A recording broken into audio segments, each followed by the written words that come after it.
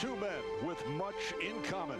Each knows just one way to play with everything they have. Each leads his team by example and by the sheer force of his personality. Each man is his team's heart and soul. Michael Jordan has won 4 NBA titles, and there's no doubt that the Bulls are his team. Whether Chicago wins because of Jordan's heroics or because he lifts his teammates, it is Michael Jordan who fuels the fire. Karl Malone's team has never before played in the finals. The blue-collar Jazz are the embodiment of their no-nonsense leader, reliant on his strength, inspired by his passion. Utah is playing in June because Karl Malone was determined to make it happen. Two men, 2 MVPs, many similarities, and one common goal. Each man has something to prove.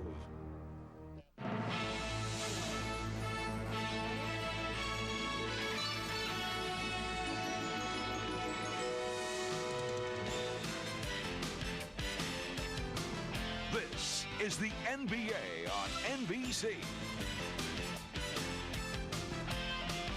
The 1997 NBA Finals. Tonight, it's Game 4. The Chicago Bulls versus the Utah Jazz. The crowd rocking here at the Delta Center in Salt Lake City, Utah. The decibel level at its peak in anticipation of Game 4 of this NBA Final Series. The Utah Jazz have won 22 straight at home. For the Chicago Bulls, this is indeed hostile territory. And we welcome you. Hi, everybody. I'm Marv Albert along with Matt Gukas and Bill Walton. Bill, first the story on the Utah Jazz. What a dramatic turnaround by this club in game number 3. Marv, it was a beautiful exhibition of basketball for Utah. The entire arsenal on full display. It all started with Karl Malone, who was so dominant inside. Forget the fadeaway jumpers. Get to the hoop, draw the defense in. And then Karl Malone with the game in the balance late, right to the hoop, dashing all the hopes of the Chicago Bulls. John Stockton found some offensive room to deliver his jumper. And then with the defense collapsing on Karl Malone, Stockton, the beautiful zip pass. Statistically, in game 3, it was all Utah as they dominated the backboards. The passing ball movement was beautiful. Points in the paint, magnificent.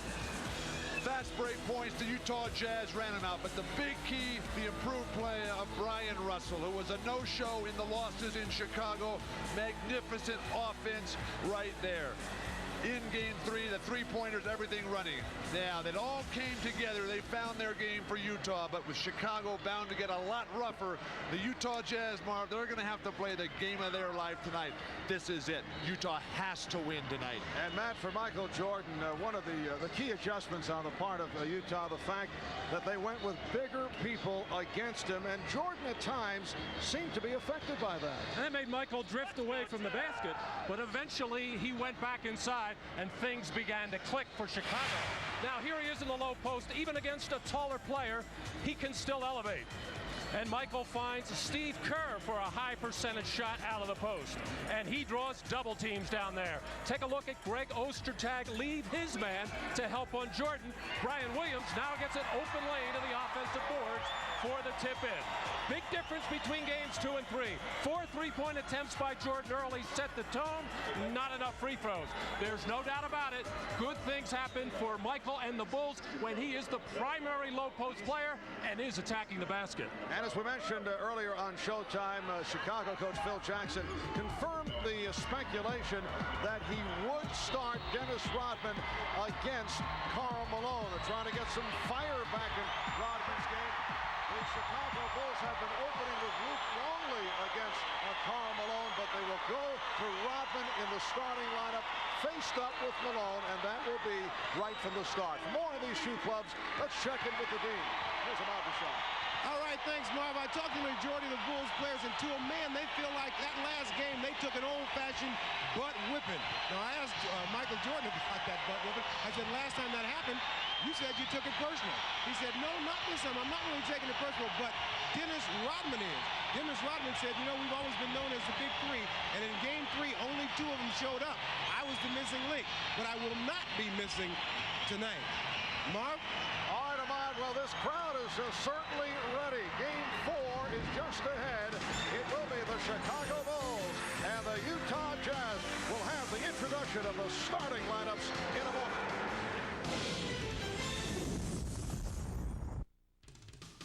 The NBA on NBC is brought to you by Miller Lite, who reminds you that anything can happen at Miller Time. By Toyota and their full line of quality cars and trucks. And by Reebok, helping athletes perform at the top of their game.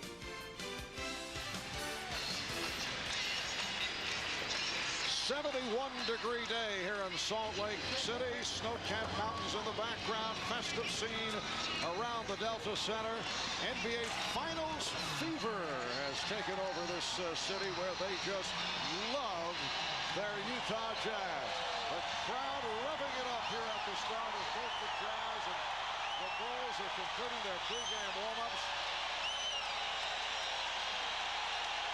And just moments ago, watch Chicago Bulls head coach Phil Jackson going to the earplugs, not taking any chances. I understand several Bulls players went to the earplugs in the second half of the game the other night.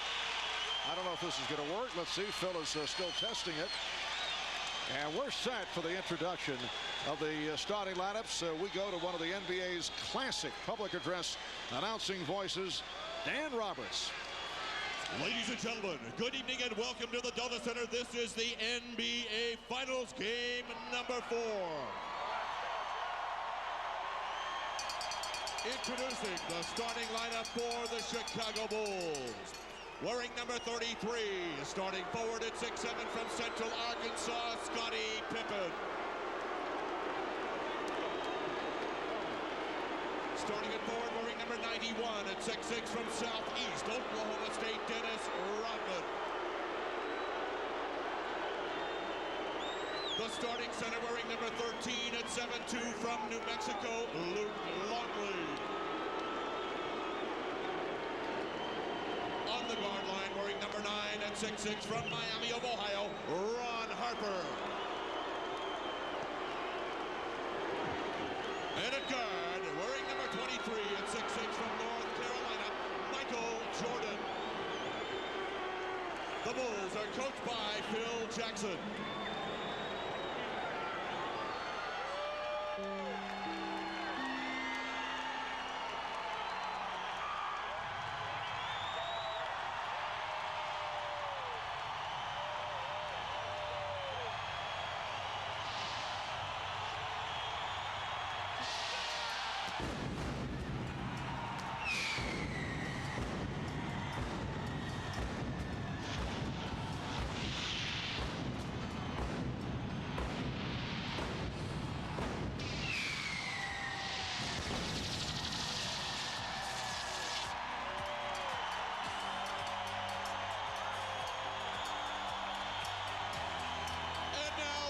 Gentlemen, introducing our Utah Jazz. Starting at forward, wearing number 32 at 6'9" from Louisiana Tech, the mailman, Karl. Starting forward, number 3 at 6'7" from Long Beach State, Bryon Russell. The starting center, wearing 00 at 7'2" from Kansas, Kerr and Ostertag. On the guard line, wearing number 12 at 6'1" from Gonzaga, Stockton. And at guard, wearing number 14 at 6'4" from Iowa State, Hornacek. The Jazz are coached by Jerry Sloan.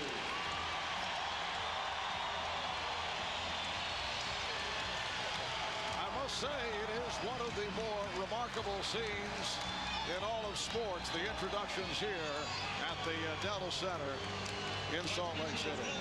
Marv, for the Utah Jazz, they've got to be the physical aggressors. Forget about respect for the Bulls. You got to develop a dislike for Malone every time. Make Dennis Rodman even more irrelevant than he's been to date. And Chicago has to regain the defensive aggressiveness that they had in Game 2. Of course, that was back at the United Center in Chicago. They had it for parts of Game 4, especially or Game 3, in the fourth quarter, but they have to do it early here to get this game under control. Well, the Chicago Bulls have dropped the last 3 straight games on the road in NBA Finals play. Michael Jordan talked earlier about the fact that they've got to take this crowd out early. The Bulls want to get off to the fast start. The officials pick the veteran and T-Rush, Joe Forte, as we close in on the start of Game 4 of this best-of-7 NBA Finals Series. The Bulls up 2 games to 1.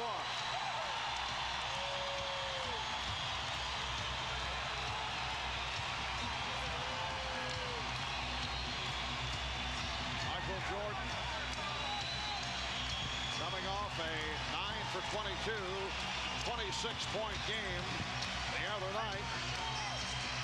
Utah has won 22 straight here at home. They are 9-0 at home in the playoffs.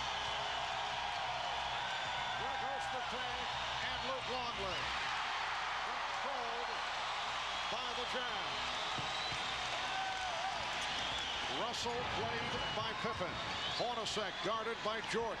Stockton gives it to Malone, who fires the first shot. And rebounded by Russell. Well, right away, Utah going to what they're calling their little motion offense. A little bit of a departure for them. And here's a three-point attack by Russell.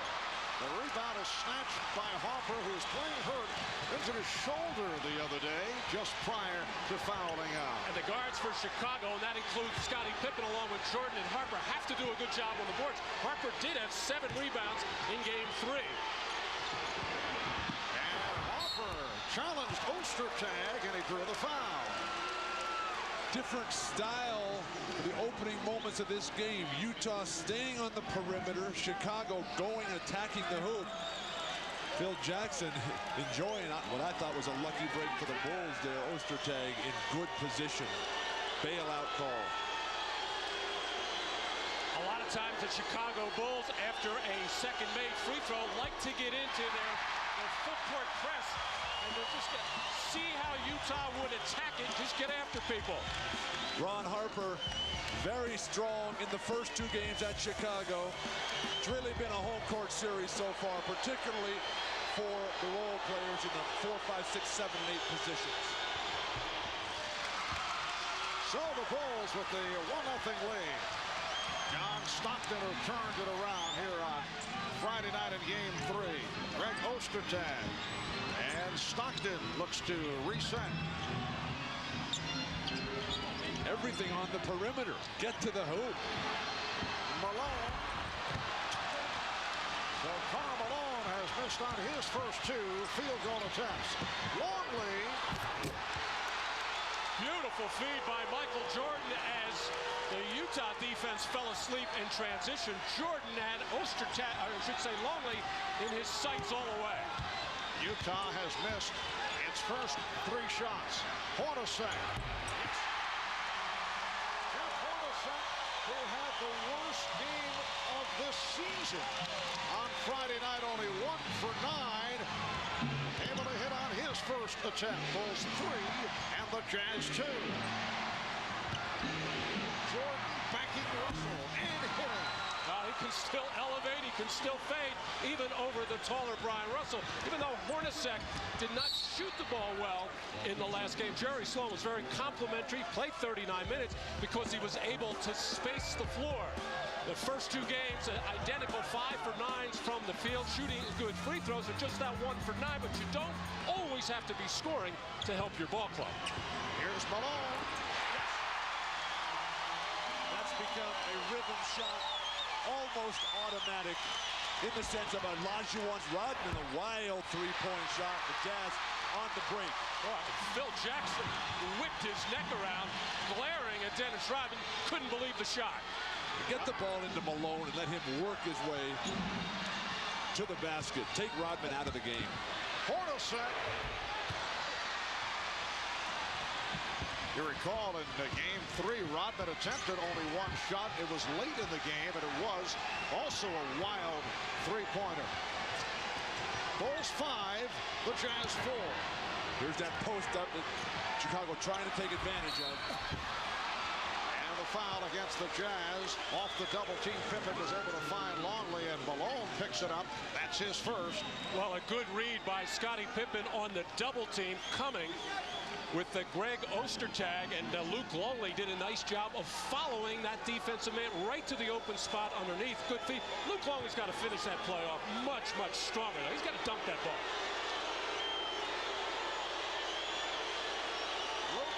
Longley in his 6th season out of New Mexico, native of Melbourne, Australia. Very familiar with this area because University of New Mexico made many college appearances here in Utah. Earlier this season, missed 18 games with a separated shoulder. Bulls take a 6-4 advantage. We have played 3 minutes. Very early, Marv, but Chicago has got the better game plan so far. Utah too much on the perimeter. Ostertag with the save. He was thinking of calling a timeout and then realized that he had the balance inbound.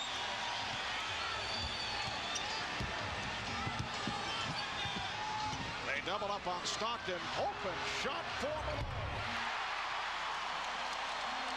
Harper, I think, can keep John Stockton under control. Rodman helping out way too much. Karl Malone's not going to miss that shot in this building. The game is tied at 6. Here's Jordan slipping it over to Pippen. Open shot for Jordan. So Michael Jordan has hit on his first 2, and it's the Bulls with a 2-point lead. Malone getting possession. Beautiful timing that time between Stockton and Malone, as Karl Malone, when he catches it 2 feet in the paint, absolutely nothing you could do as Dennis Rodman trailing behind Portland. Jordan. Longley with the follow too strong. And a foul. Joe Forte indicating a loose ball affair on Utah. It's called on Stockton. Karl Malone getting the wide open shot after the inadvertent double team there by Dennis Rodman. And then moving without the ball, Stockton able to just deliver the ball. No pressure defensively by Ron Harper there. The Jazz, though, not taking advantage, not controlling their own defensive backcourt. That's a killer against these Bulls. Here's the double on Pippen, who immediately found the open man. Jordan.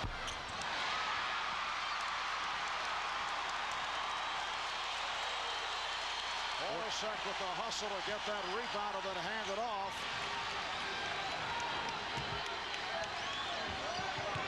Single coverage on Malone. And fouled by Rodman. Oh, Dennis Rodman that time seemed to have Karl Malone under control. No double team coming. And then on the fadeaway shot, a very poor decision. Just slaps him right on the forearm here. Right above the elbow. And all you have to do is go up with a hand up. If Karl Malone's going to make fadeaway jumpers, so be it. You want him to take that shot. You want him on the perimeter. You don't want him powering to the basket. And Karl Malone, who picked up the free throw shooting the other night, 7 of 10, not able to hit on his first here. You look at Karl Malone in the paint throughout this series, getting stronger and stronger. The attempts are so critical there. With a lot of attempts down low, the numbers will be huge for Karl, the MVP. And a big part of that in Game 3, that he was catching the ball up around the top of the key area, but had a mindset to drive it to the basket. The Bulls' big defenders just too slow to stay with it. Utah by 1. Malone has 7 points. Chant of defense from the crowd here in Stockton. Nearly picked it off. Jordan trying to post. Going against the 6'7" Russell. Goes to the fadeaway and changed his mind. Harper for 3. Russell rebound. Russell playing very good, solid, disciplined defense on Jordan in the low post. What a pass. Oh, beautiful pass. Malone to Stockton along that door. And the Jazz leading by 3. Every game so far, Utah has gotten that particular play, the give and go, easy basket. Terrible defense, but Longley can't hold on to it. Here's Rodman. Went to the left hand with the wild shot. The block by Ostertag, but Harper able to hang in. It's the Jazz 11 and the Bulls 10. This crowd has been screaming from the opening tip. 6:15 remaining. What? In the first quarter. Good, Bill.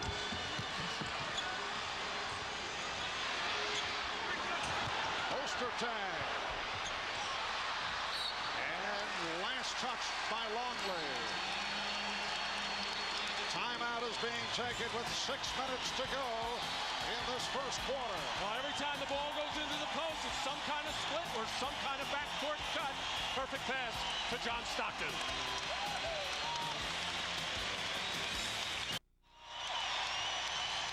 Pick and roll, such a big part of the Utah offense. Jeff Hornacek going to be forced to the baseline by Michael Jordan. And the Bulls had a great deal of success in the first 2 games in Chicago of taking Utah out of this side pick and roll. Utah scrambling here, really getting nothing, forced to take a challenge shot, and Chicago controlling. They did have a reasonable amount of success with the high pick and roll in the first 2 games. Able to spread the floor, Chicago unable to influence in any one particular way. Penetration by Howard Eisley and a high percentage shot. In game 3, the side pick and roll improved again because of the alignment of Utah, putting all their people on the other side of the floor, and the high pick and roll wasn't successful, so the chess match continues. But it's been all Karl Malone here. 7 points for the MVP. Dennis Rodman still nothing. Not a point, not a rebound. And they're looking passive. There's still no signs of the kind of energy you would expect from Rodman. Marv, I think he's consciously trying to behave himself and play for a contract for next season, and that's killing himself and his own team. Hornacek felt the contact, and Rodman on the box out. Chicago has missed 6 of its last 7 shots. Jazz up by 1. 5.5 remaining in this first quarter. Marv Albert, Matt Dukas, Bill Walton, Ahmad Rashad, Jim Gray from Salt Lake City. Longley lost it. Numbers for Utah. Take advantage. Open shot for Russell for 3. Well, first of all, a good defensive job there by Scottie Pippen to take Hornacek off what looked like an open shot. And good ball faking by Hornacek got Russell that great look. Nobody near him. Harper at first trying to post up Stockton. Sloppy passing by the Bulls here at the start. Now Jordan one-on-one with Russell and put on the move to set up the fadeaway. Just did beat the 24-second buzzer. Even though Michael Jordan has taken a couple perimeter shots, you can see his mindset is different for this game. More post-up thinking and more taken to the basket ideas. 6 points for Jordan. Oh, the crowd wants Malone to go right at Rodman. Again, a beautiful pass, and it went to the foul. Ostertag will go to the line. A shot clock winding down for Michael. He realizes it, knows he's going to have to force something up, but able to back Russell in and create just enough airspace to get that jump shot off. Man, there's nothing anyone can do defensively about that. Russell played him as well as you could. The biggest thing there is don't get frustrated when he makes plays like that. Howard Eisley now in the lineup, replacing Stockton. Ostertag has to get more efficient and productive on the offensive end. He's wide open, or Sloan will come with Foster immediately. Greg Ostertag on the line for the first time.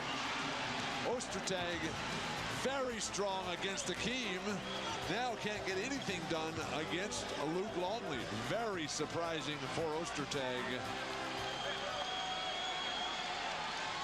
Ostertag invisible in the first half and in game number 3, and then came on, did some good things, particularly physically in the second half. Misses on the 2 free throws. The Bulls lead 12-11 as we come up on 4 minutes to go in this first quarter. As Randy Brown has just checked in, and again miscommunication, but it was last touch by the Jazz. different thinking on the part of Coach Phil Jackson, coming with Randy Brown, a good defensive player, instead of Steve Kerr for offense, realizing that Eisley hurt him in the previous games. Howard Eisley has played very well, and as you mentioned, Bill, he's come on for John Stockton. Eisley comes on the double team. Shot clock is down to 2, and Jordan is tripped up.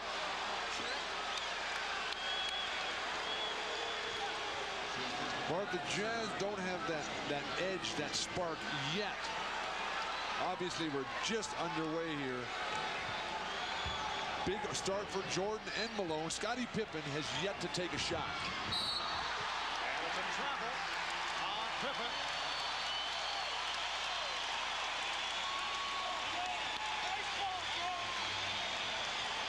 So the ball back to Utah. This is Howard Eisley, three-year man from Boston College, who has had an outstanding series, being guarded by the good defender Randy Brown.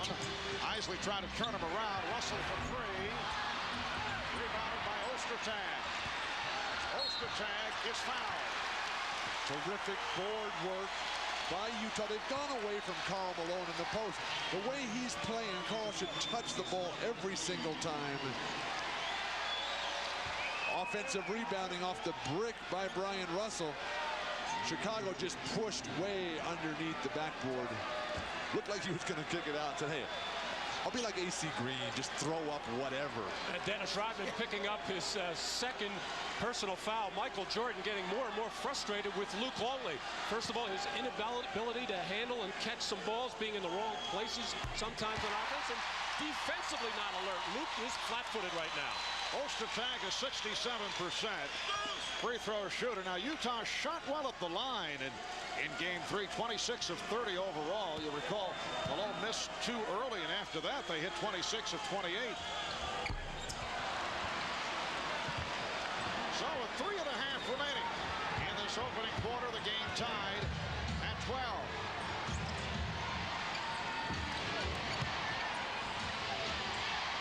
Pippen dumping it to Rodman.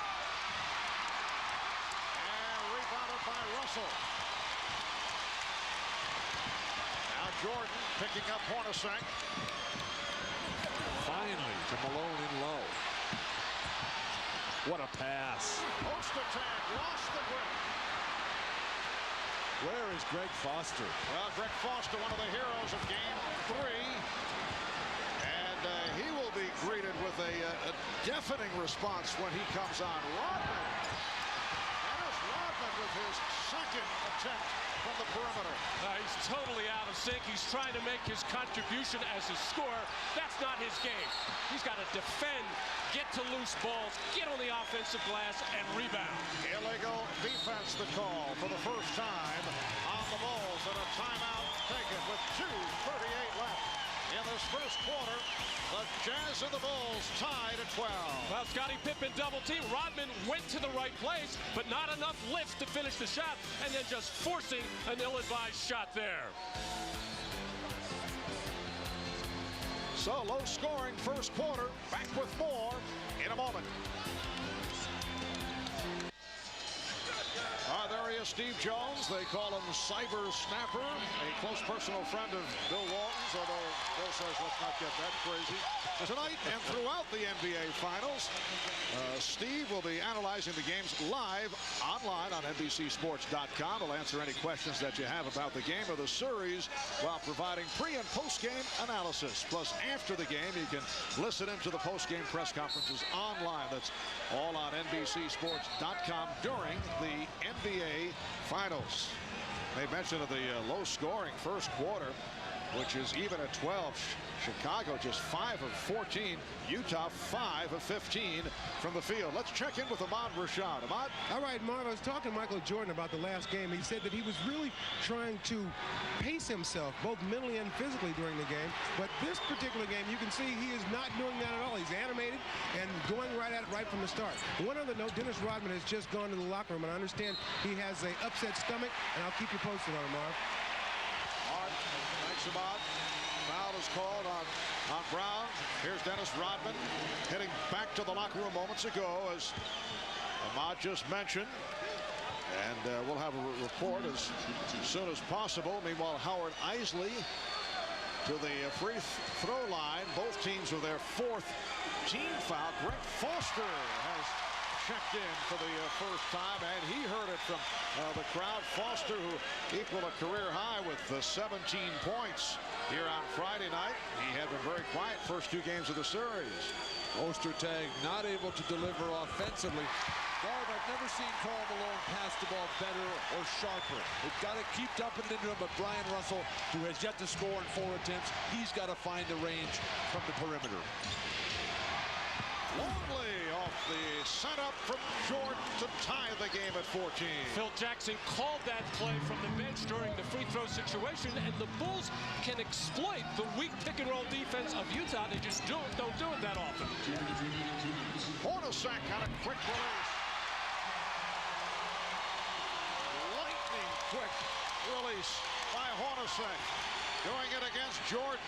And the Jazz up by 2. And here's Jordan. Carl on the travel. No call made as he tied the game. Well, he covered a lot of territory there. Everybody in the stands giving the traveling signal. But I thought Michael held that right foot, the pivot foot, and held it strong and just elongated himself into the shot. Hornacek with the fake on Jordan to set it up. And Jeff Hornacek has come roaring back from the 1 for 9 the other night. He now has 6 points. Jazz by 2, and the pace has picked up as we approach 1 minute left in this first quarter. Pippen in the paint, they quickly double. Here comes Eisley. But the Bulls got back, and Jerry Sloan said, pull it back. Well, Greg Foster had a notion. Randy Brown's really doing a solid job on Eisley early. And Karl with the block of Eisley. Well, Phil Jackson's mindset in this first quarter is defense, coming with Randy Brown first and Caffey instead of Kukoc. And the other factor, as we mentioned earlier, Harper is playing with an injured shoulder. Played only briefly in the early going. Jordan fired that 3. Foster on the rebound. 25 seconds left. First quarter. Dump it into Karl Malone. Let him get to the hoop. The crowd can finish on an upbeat. Malone is being guarded now by Jason Caffey. Down to 3 on the shot clock. Malone gives it up. Hornacek with the hot hand. It's a 3 for Hornacek. Final seconds of the quarter. The Jazz up by 5.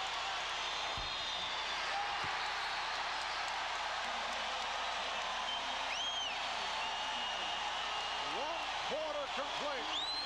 Here in Salt Lake City, the Utah Jazz 21, the Chicago Bulls 16. You are watching the NBA on NBC.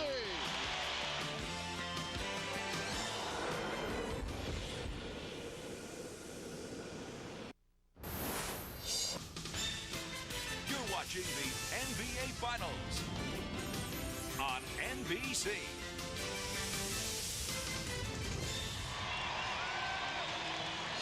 Jeff Hornacek, the consummate team player, comes out on fire along with Karl Malone to lead the way. But Jeff is the kind of guy that moves beautifully without the ball. He's got the lightning quickly, and this is a shot that he makes regularly. But his game is coming off screens and delivering. And you see the fine performance in Chicago. This is not a team that gets hung up on statistics. He'll just keep playing, keep rolling. Tonight, he's got the hot hand. Utah will find a way to milk him.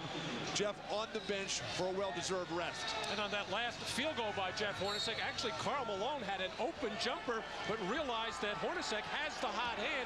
Karl not trying to force anything, playing the game as it should be. Second quarter underway. Phil Jackson with some changes. Steve Kerr, who was hitting the shot the other night, checked in along with Brian Williams, who was so effective off the bench. It gets right to it. So that ends the 5-0 run by the Jazz. They now lead by 3. Phil Jackson coming now with a more offensive-minded group, while Michael Jordan rests on the bench. Great post-entry pass, Stockton. Brian Williams now guarding Karl Malone, and the shot waved off. Foul away from the ball as Stockton hit the deck with Kerr. The big four, the future Hall of Famers, Malone, Stockton, Pippen, and Jordan.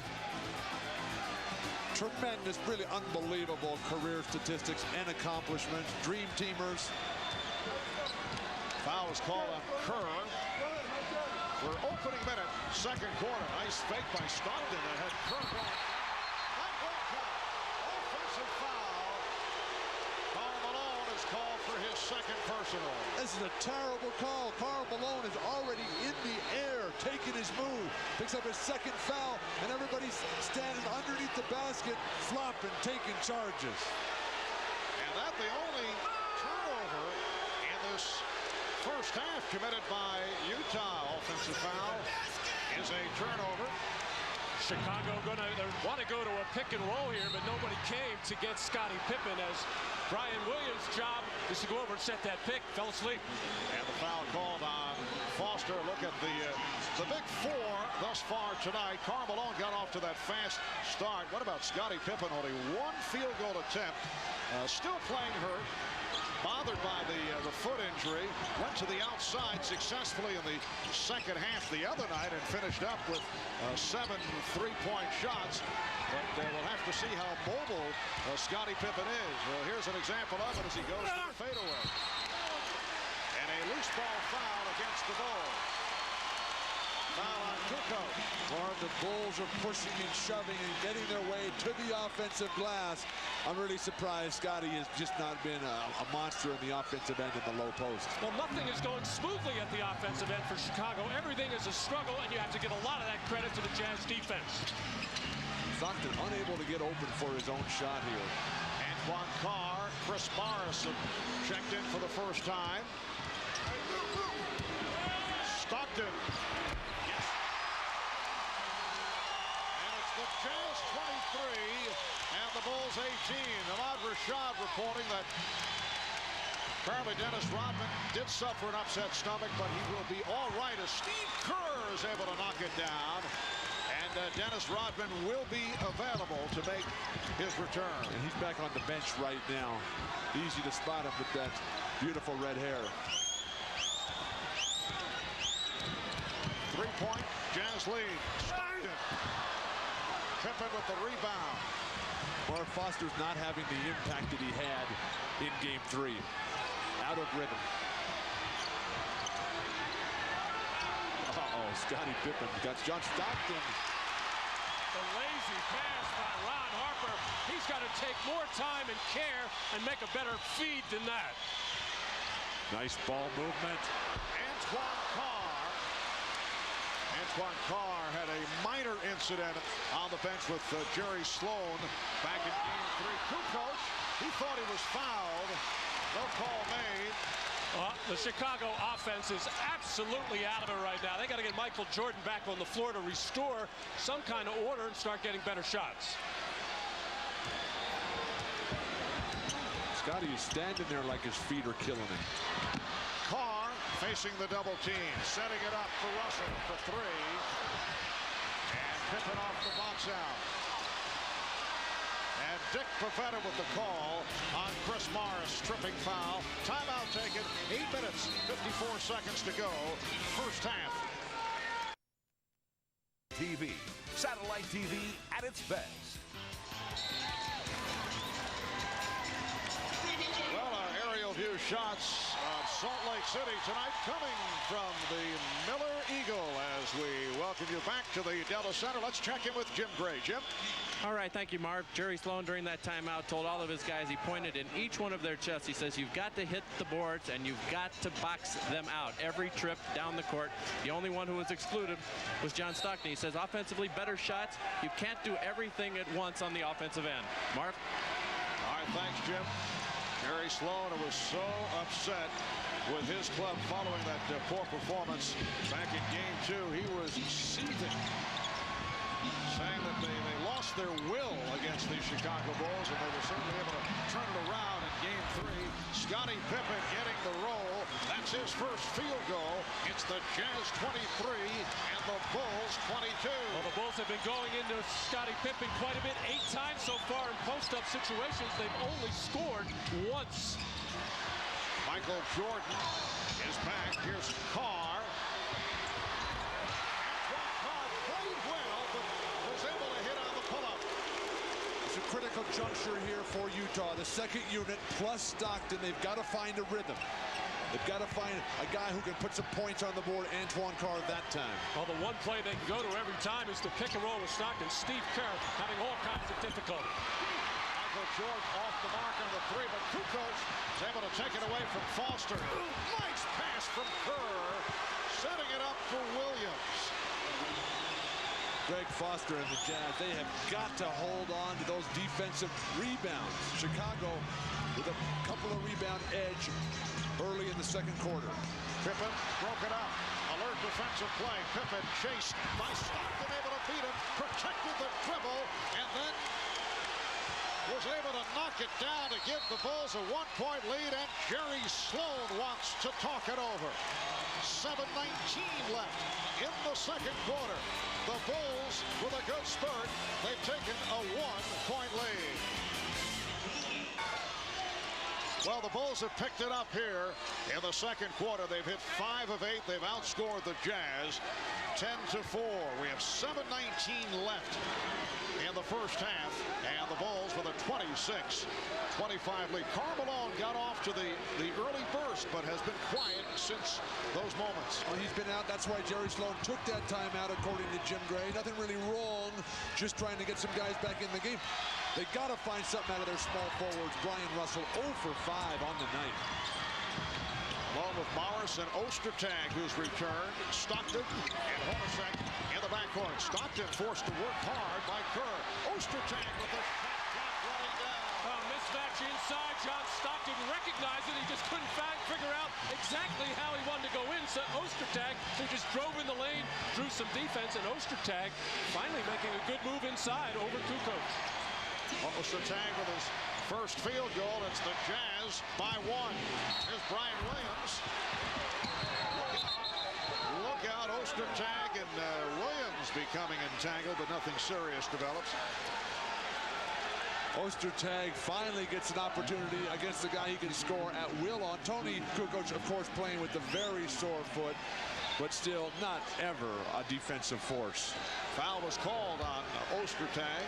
Marv, the Jazz are not doing a good job of beating the Bulls across the lane defensively.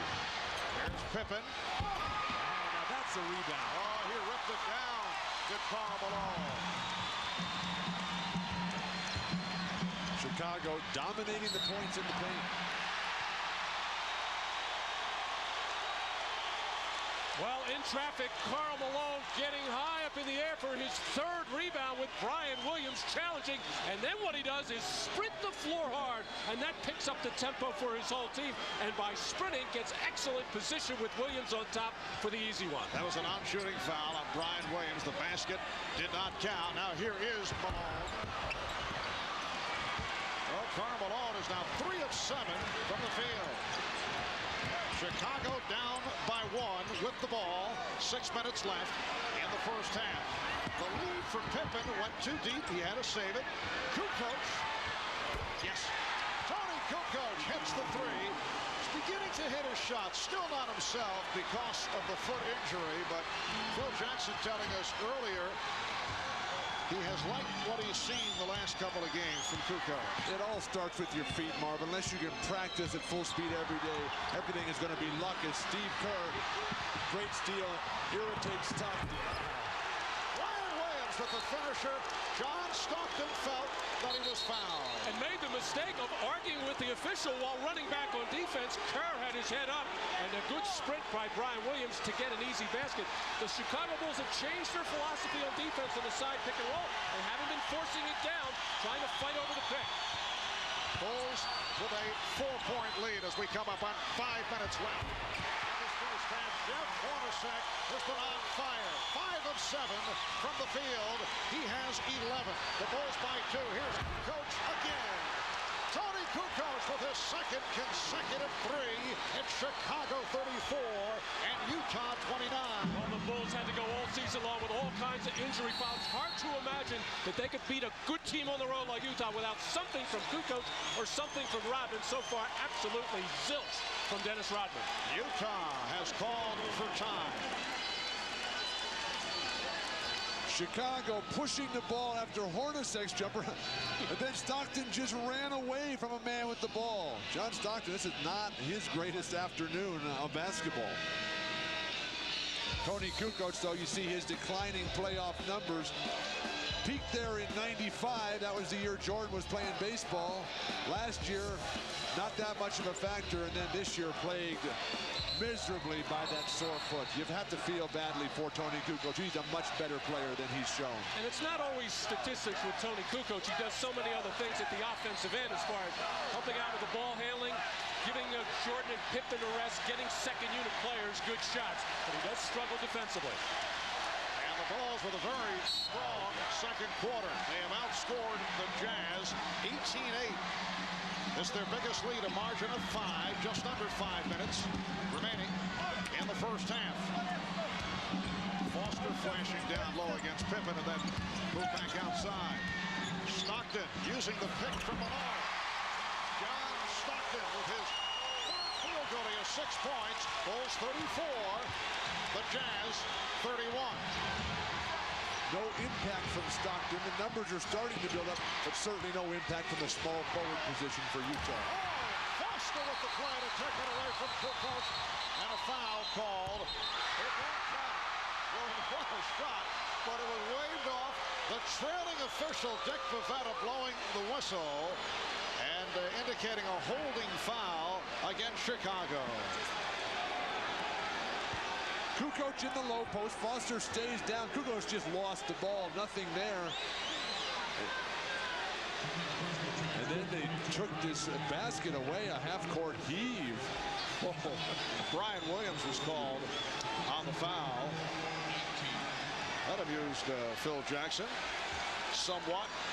He has reinserted Dennis Rodman, as reported earlier. Dennis went back to the locker room suffering with an upset stomach, also suffering playing Karl Malone defensively.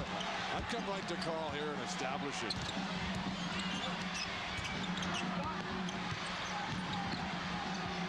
Foster. And as Foster made his move, offensive foul. Greg Foster trying to force the issue, picks up his second. Well, Greg Foster didn't think he charged. He felt he got rid of the ball in time. Jerry Sloan wasn't really sure. Let's take a look. Oh, that's a horrible call, as there is really no contact. Shouldn't have been an offensive foul. Utah's really got the short end of the stick a couple times right underneath the basket.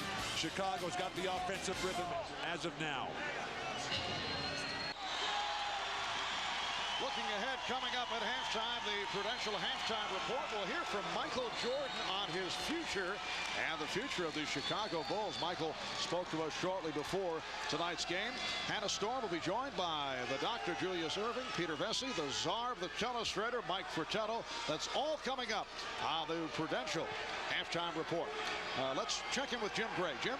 All right, Marv, the last couple of timeouts. First, the 22nd timeout. Toni Kukoc hit those 2 threes in a row. Greg Foster was inserted in the game, didn't know who his man was, so he wanted to make sure he knew his assignment. This timeout, he told the Jazz, play through the officials, keep your composure, but continue to be aggressive. Marv? It turns out, though, Marv, that his man was Toni Kukoc, which is why Jerry Sloan had to have that timeout. Yes, Kukoc hit the consecutive threes. Here's Kerr for 3. Great closeout defense by Stockton, forced a missed delivery by Kerr. And a very quiet second quarter for Jordan. 4 minutes. Taking only 1 shot. 0 for 1 from the field. Karl Malone backing Dennis Rodman. Shot clock at 5. Malone. Oh, an air ball.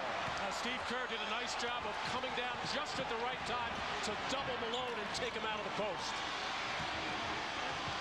Rodman at the post. Pippen. Jordan open. Rebound Pippen. Scottie Pippen on a putback. That foot looking much better. Complete breakdown defensively by Chicago. You've got to get if you're going to leave a guy wide open for a jumper, Jordan, whoever, you've got to get the weak side defensive board. And Malone lost it. Good play by Rodman. Here comes Jordan. And decides to regroup. Bulls lead 36-31 with 2.5 to go in the first half. Kerr for three.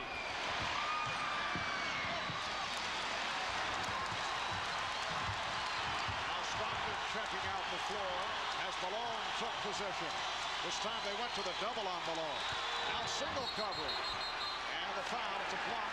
Rodman was looking to draw the charge, and Dick Rivetta said no way. Well, actually, Dennis Rodman does a good job here. Maybe the first positive thing that he did all night by screening out a couple of white shirts to enable Pippen to get that shot. But now, Dennis Rodman in a lot of trouble with 2 personal fouls, stuck one-on-one, trying to flop and take that charge at Karl Malone. Instead, picks up his third.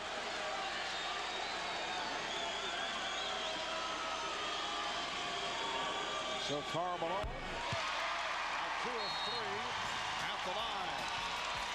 Join us Wednesday, prime time, 9 p.m. Eastern, 6 p.m. Pacific for the Bulls and the Jazz. And game number 5, Michael Jordan and his Chicago Bulls going up against Karl Malone, John Stockton of the Jazz. Again, right here at the very tough Delta Center, Salt Lake City. Wednesday, 9 o'clock Eastern, 6 in the West, right here on NBC. 2 minutes, 11 seconds left in this first half. And it's the Bulls 36 and the Jazz 33. It's been close throughout. Remember, we've had 16-point leads at halftime in games 2 and 3. Not the case here tonight.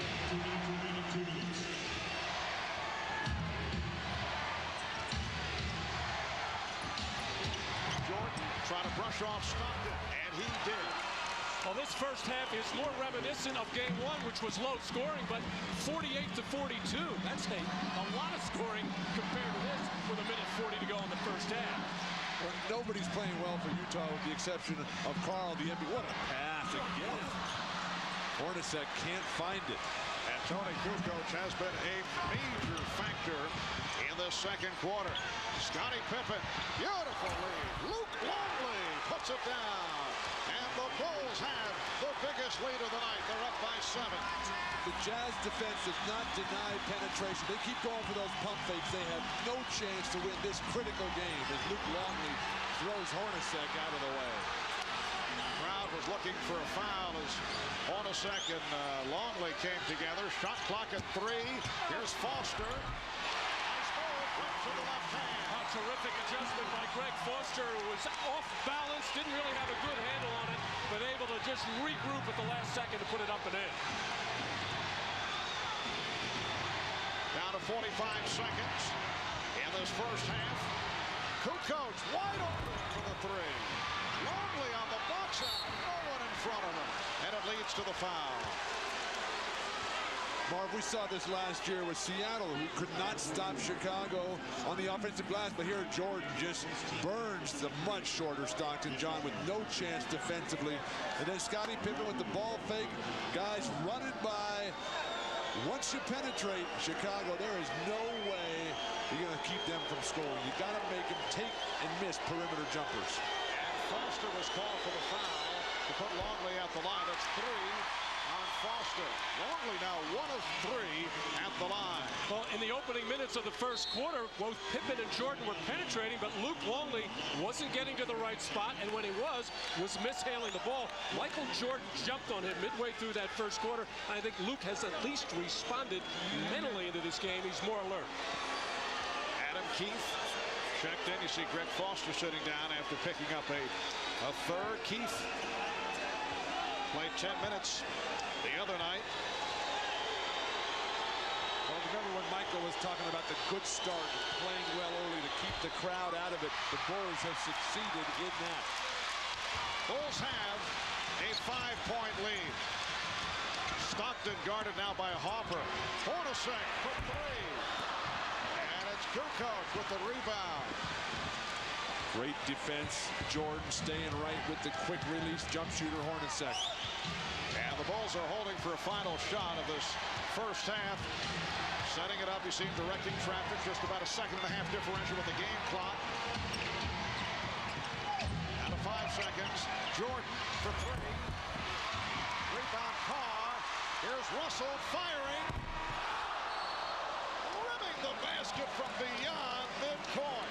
But the Bulls outscore the Jazz in the second quarter, 24-14 for a 5-point lead at the half. Jeff Hornacek leading Utah with 11. Michael Jordan, high man for Chicago with 10. We'll join Hannah for the Prudential halftime report right after these messages.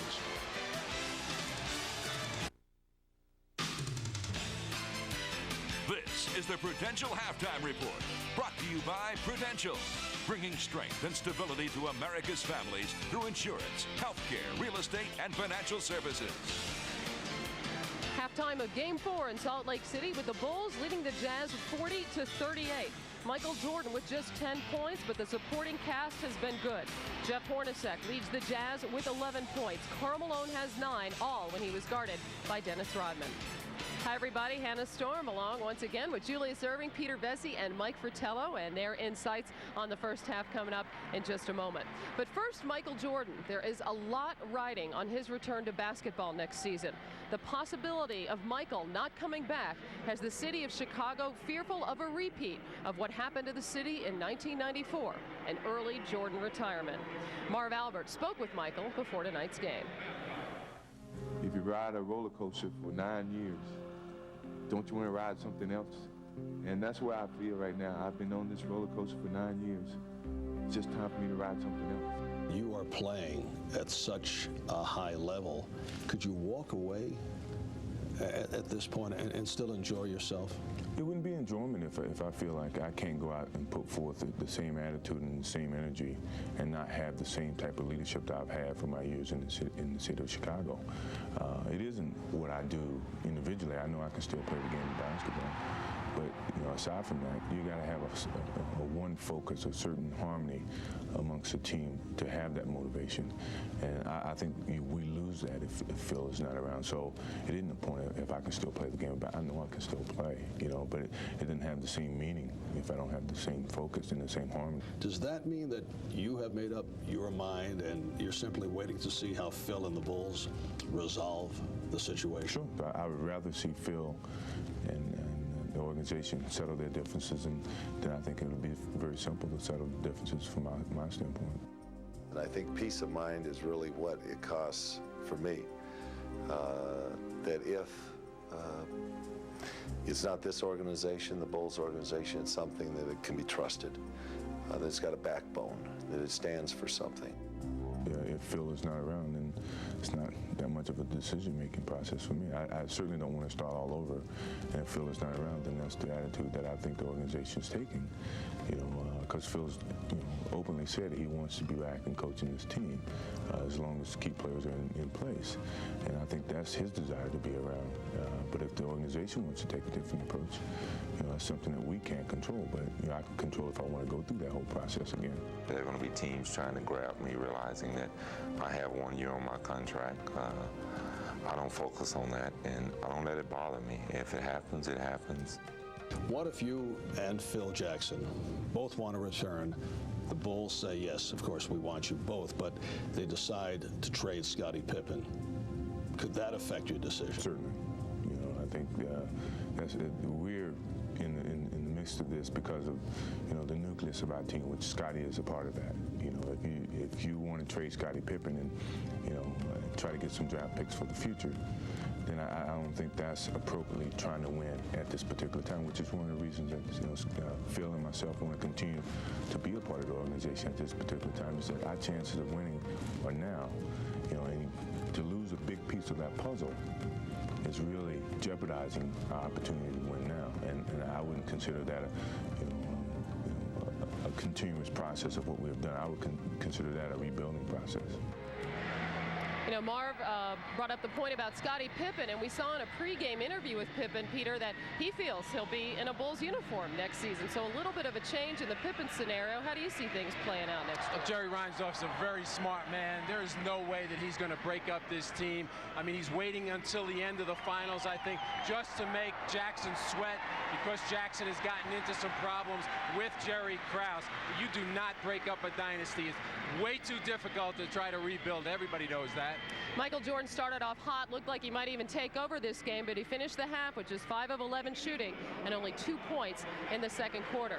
When we return, we'll hear from Dr. J and Mike Fratello on the first half of the Bulls and the Jazz. But first, a message from Prudential and a word from the NBA.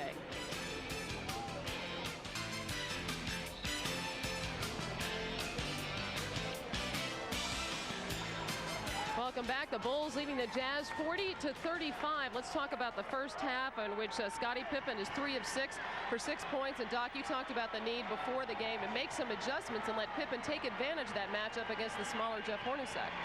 Well, we discussed this matchup possibility in the pregame, and true to form, the Bulls started out with Scottie Pippen down in the low post.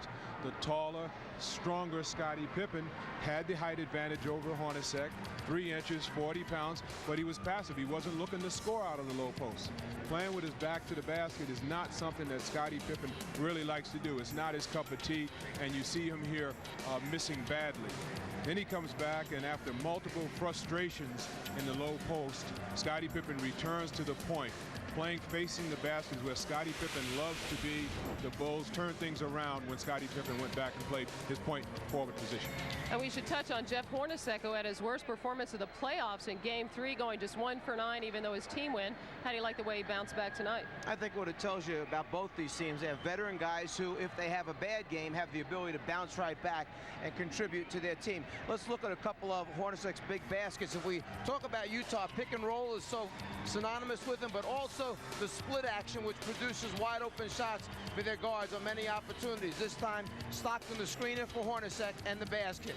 Off-balance shots, very characteristic of Jeff Hornacek. On the move, normally we talk about squaring up. Well, he has an ability to ball fake, float, and still convert what I would call very difficult shots. And then the traditional spot up to the open area. He started out early, making his shots. He may be the one to carry him the rest of the evening. A Hornacek's son, Ryan, in Game 3 wore a Michael Jordan jersey to the game. But after the way that Hornacek has outscored Jordan 11-10 and held Scottie Pippen along with Pippen's foot to 1 field goal attempt in the first quarter, I could have sworn I saw Michael's kids starting to put on that Hornacek jersey. And Michael Jordan getting some great support, as we mentioned, at the top of the halftime. It's the Bulls with a big edge in terms of bench scoring, as Chicago leads Utah with points off the bench 14-6. And the Bulls leading the Jazz by 5 as we send it back courtside for the second half right after these messages from your local station. This has been the Prudential Halftime Report, brought to you by Prudential, bringing strength and stability to America's families through insurance, healthcare, real estate, and financial services. Welcome back to the Delta Center, Salt Lake City, Utah, where the Chicago Bulls lead the Utah Jazz 40-35 at halftime. Marv Albert, Bill Walton, Matt Gukas. Let's take a look at the Miller Lite halftime statistics. First, the Chicago Bulls, and the Bulls overall shooting 45%, 16 of 31 from 2-point range, 2 of 9 from downtown, only 6 trips to the free throw line. And Michael Jordan, 5 attempts in the post in the first quarter, only 2 in the second. The double team is coming quickly. Michael has been forced to settle for perimeter shots. Now Utah got off to the good start, led by Karl Malone, but a very poor second quarter. Overall 41% shooting and just 1 of 7 from 3-point range. Mark, Karl Malone only took 8 shots. That's unacceptable. 6 of them against Dennis Rodman. He waxed him, but then he sort of fell out of it against Bryon Williams. And John Stockton has to play better. He had good numbers, but was really ineffective. Brian Russell, absolutely nothing. 0 for 6. No spark from the bench. No sense of desperation, Marv. The Jazz, they have to win this game. Bulls lead it by 5 as we head to the second half. Ahmad Rashad back at the Delta Center here in Salt Lake. And at halftime, Phil Jackson happy about a lot of things, including the score at halftime. Said he was very happy about their intensity, happy about their defense. The things he was upset about was they still had bad execution on their offense, settling for too many outside shots. So they need to work the ball inside and make their cuts, and they'll be all right. Let's go down to Jim Gray. All right, thanks, Ahmad. Jerry Sloan not too happy, very unhappy that the Jazz was unable to stop the Bulls' fast break. 11 fast break points. He said also the Bulls are playing much better defensively tonight, so he says we must execute our offense much better. We need more energy. Their energy level is much higher than us. It must come with more intensity, and we've got to hit the boards. If we don't hit the boards, Marv, we're not going to win. All right, thanks, Jim. Yeah, certainly a different situation in terms of energy level from what took place here on Friday night. A look at the big four. Karl Malone did most of the scoring early. John Stockton just 6 points. Michael Jordan maybe preserving the energy. Told us that earlier prior to the game. And Scottie Pippen, 3 of 6, 6 points, but showed some signs in the second quarter. Even though the Bulls struggled with their execution at the offensive end, they have to be very happy that they have controlled the tempo. Only 35 points for the Jazz. You'll remember game 3, 104 points for Utah. They've been averaging 103 throughout the playoffs at home. And they had 61 points Utah did at halftime in game 3. This game, this is Karl Malone time. MVP every time. Go to the hoop. Forget the fadeaway. Points in the paint. Dominant from game 3. A complete reversal here tonight in number 4. Third quarter underway, and Chicago in possession with Harper and Jordan in the backcourt. Rodman, Longley, Pippen up front. Here's Jordan. And the rebound handled by Stockton. Malone on the run. He missed him. Stockton picked up by Jordan. Stockton and Hornacek at the guards. Russell, Ostertag, and Malone on the front line. Rodman opening against Malone. Shot clock at 5. Malone with the room. And Rodman handles the rebound. No offensive rebounds for Utah. And Karl Malone on the perimeter. He's got to pound his way to the hoop. And consequently to the foul line as well. And the big difference is now with Rodman on Malone, you have Longley with a specific job. Keep Ostertag off the glass. Pippen thought he had Longley cutting, but Stockton was able to step in his way. Ryan Russell 0 for 6 on the night. Stockton, 8 points for John Stockton. It's a 3-point Chicago lead, and Phil Jackson upset with a very quick 20-second timeout. The defensive strategy, they've got to keep John Stockton under control. Chicago does. You let him get a rhythm, a step, and he'll just continue to kill you and punish you. And the ball goes into Karl Malone, who's passing brilliantly tonight. The screen, Harper, very lazy to fight through. And John Stockton, last season in the playoffs, very difficult. Taken out by Gary Payton and Seattle. This year, much, much better. And also, John was playing with some injuries. Of course, he's the type of guy that will never complain, but he was not at 100% during the whole postseason last year. Scottie Pippen. Karl Malone with the rebound. Chicago has not been able to capitalize on Scottie down low against Hornacek. Ostertag saving the pass. One of those rare off-the-mark passes by Stockton, but Rick Ostertag reaching out to handle it and then scoring to bring the Jazz within 1. Terrific defense, Utah. Stepped on the line. Longley angling for possession, stepped on the baseline. And this crowd starting to become a factor. They weren't really there in the first half. Of course, the Jazz didn't give them anything to get excited about, starting to get behind their team. Hornacek had the hot hand in the first half. Malone, Stockton for 3, yes! The Jazz with a 42-40 lead. All set up by a terrific screen by Jeff Hornacek. 7-0 run by the double on Jordan. Shot clock at 5. Jordan to the left hand. Jordan with the rebound. The tip handled by Rodman.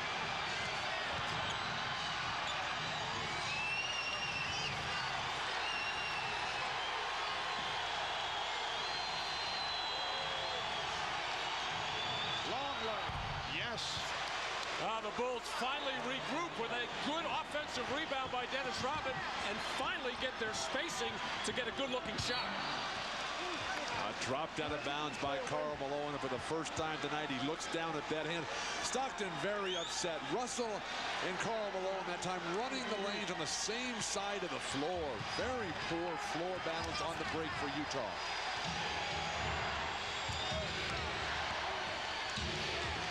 Michael Jordan only 1 for his last 8.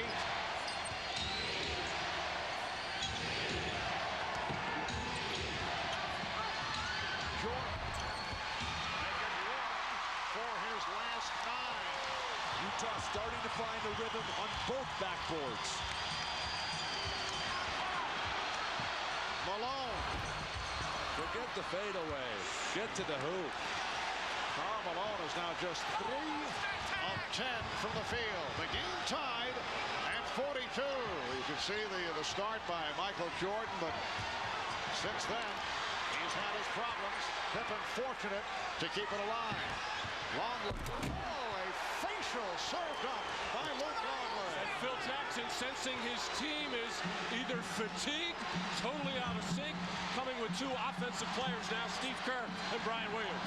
Yes, both over at the scorer's table. Luke Longley has played well. He now has 11. Stockton. And Pippen with the rebound. Scottie and Michael are running, but the rest of the Bulls are not. Here comes Hornacek. He was cut off by Harper. Malone. No call. Oh, Rodman reaching out for Malone, and he's hit with a technical foul. And no question about that call. Rodman was trying to draw the charge, and then in frustration while on the floor, he reached up to grab Malone and was hit with a technical. Dennis Rodman tried this in the first half, just taking a bump and falling back. Didn't get the call then, didn't get the call now. But as Malone trying to get over, jump over, and what Dennis Rodman felt there was Karl Malone was coming right in the direction of his forehead. I think Dennis was trying to protect his face. Now, he might have tried to trip him a little bit after he did save his face. Yeah, that's the point that Rodman is making to the official, but Ed Rush. But Marv, when you have such a negative history as Dennis Rodman does, everything close is going to go against you. Hornacek hitting the technical for the 1 point. Jazz lead. Brian Williams, who just checked back in, trying to hit the cutting Scottie Pippen, and it was deflected out, and then Pippen discussing that with Williams. But it will be Chicago ball. As you see, they have 10 on the 24. Great back cut by Scottie. The hands are not sharp inside, not crisp for the Bulls set offense. Steve Kerr for Scottie Pippen.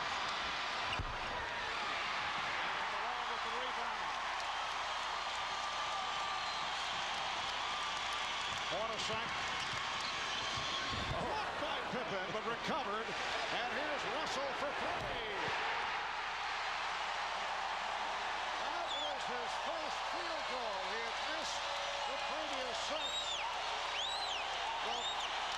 The Jazz up 48-44 with 6.5 remaining in the 3rd quarter.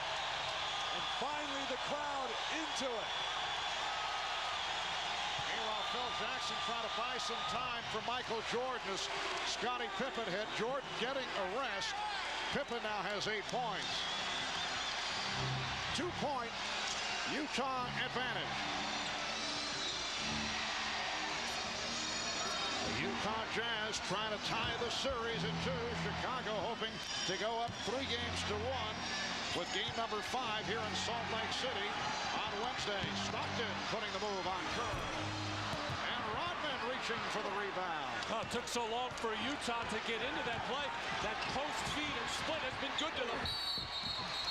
Foul is called. Pippen on the drive, took the hit, and has some words with Ostertag. He did not like what he felt was a hard foul given up by Greg Ostertag, and from the Chicago Bulls' point of view, that would be a very bad exchange if those two got involved and if both were ejected. It's not a dirty play. It was just a good, hard, rugged foul, physical foul that you would expect in the finals. Ostertag just walked away. Don't get involved in any sort of verbal confrontation. Over at the scorer's table. Let's see if they're calling double technicals. No official word.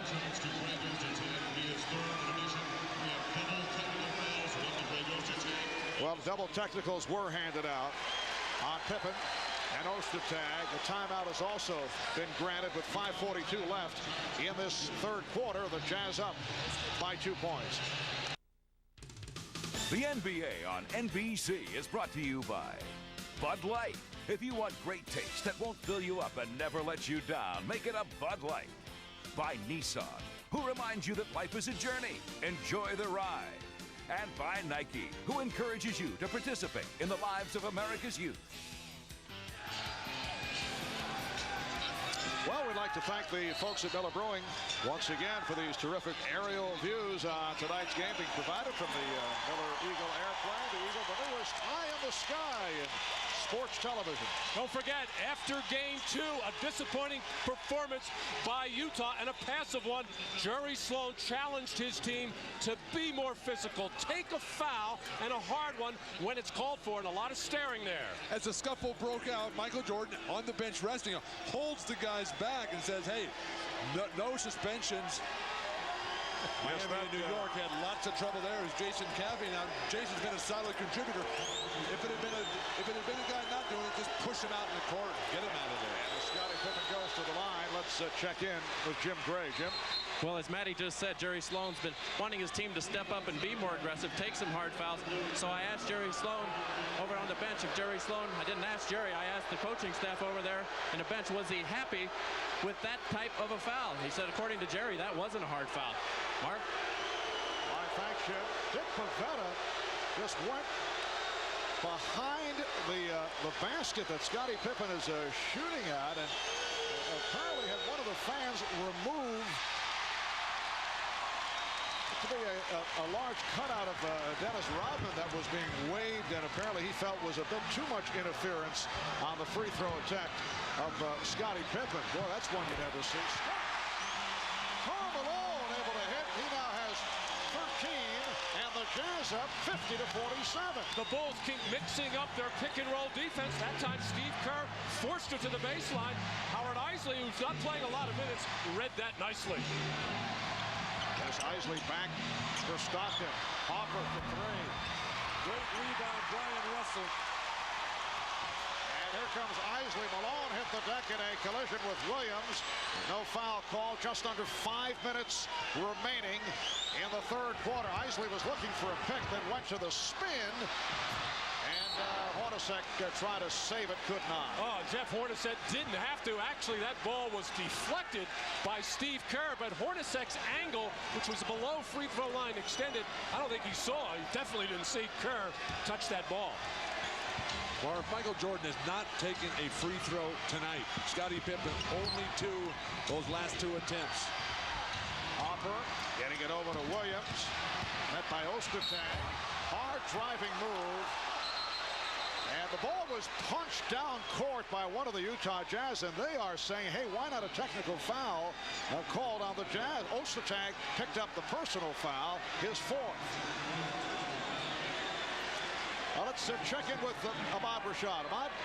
All right, thanks, Mark. Just moments ago, Dennis Rodman was the one that complained about a big cutout of himself underneath the basket that this fan was waving around. He told Dick Pavetta, and Dick Pavetta had the cutout removed, and the fan gone also. Mark? Those fans right underneath that basket, they are the greatest. Normally they bring saxophones and signs, trombones. They are so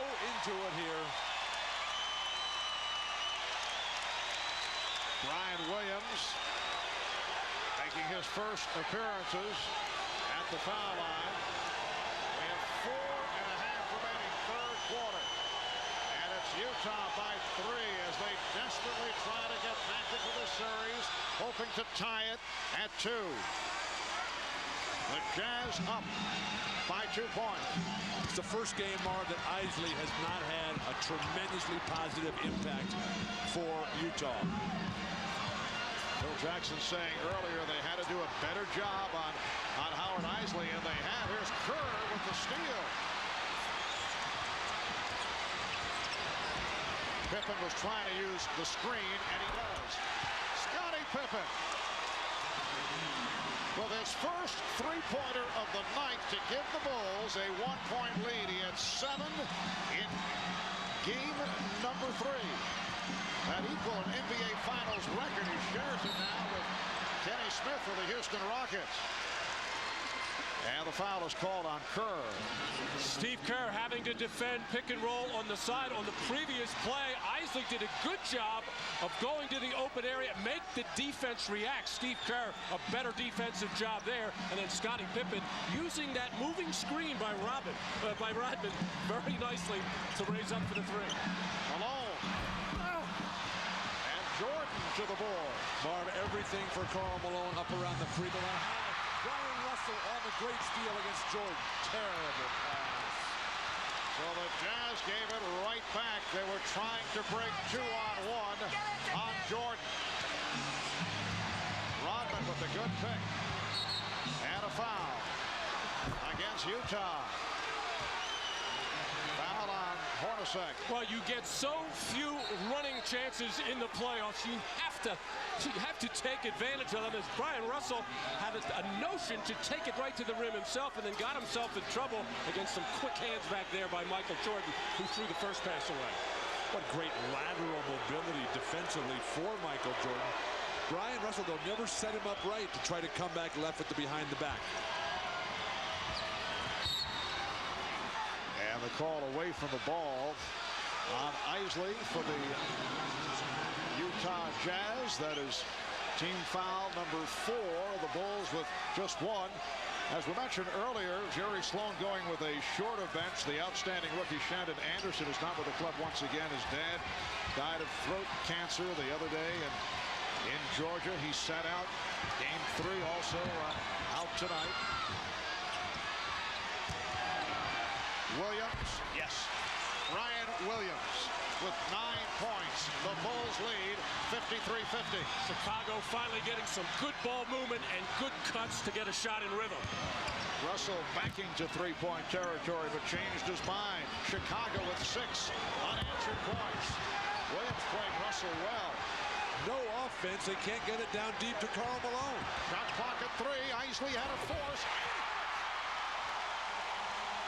The shot clock running down, and Eisley hit to cut it to a 1-point Chicago lead with 2:20 to go in the third quarter. Ryan Williams putting it Karl Malone, and he drew the foul. That is number 3 on Malone. Timeout taken. Back in a moment. You're watching the NBA on NBC. Well, to this point, the most valuable player and the MVP runner-up having their problems. Michael Jordan is 5 of 15. Has not scored at all in the second half. Karl Malone got off fast, but overall just 5 for 13. Well, Michael Jordan 0 for 4, taking that jumper, falling backwards too much, although he likes that shot. Scottie Pippen has picked it up. 12 points in the game as he is starting to warm up. But Michael taking that fadeaway jumper while he was facing the basket, that's unusual, and then flipping the rudder. He's got to get more aggressive, taking the ball to the rim. Both MVPs fading away. Neither one of them with enough shot opportunities. Just 13 and 14 shot attempts. These guys got to take 25 shots per game. And Michael Jordan has missed 8 of his last 9. Ryan Williams has done a good job again. Came off the bench the other night, 27 minutes, 16 points, 6 rebounds. The back tap handled by Eisley. Bulls 54 and the Jazz 52.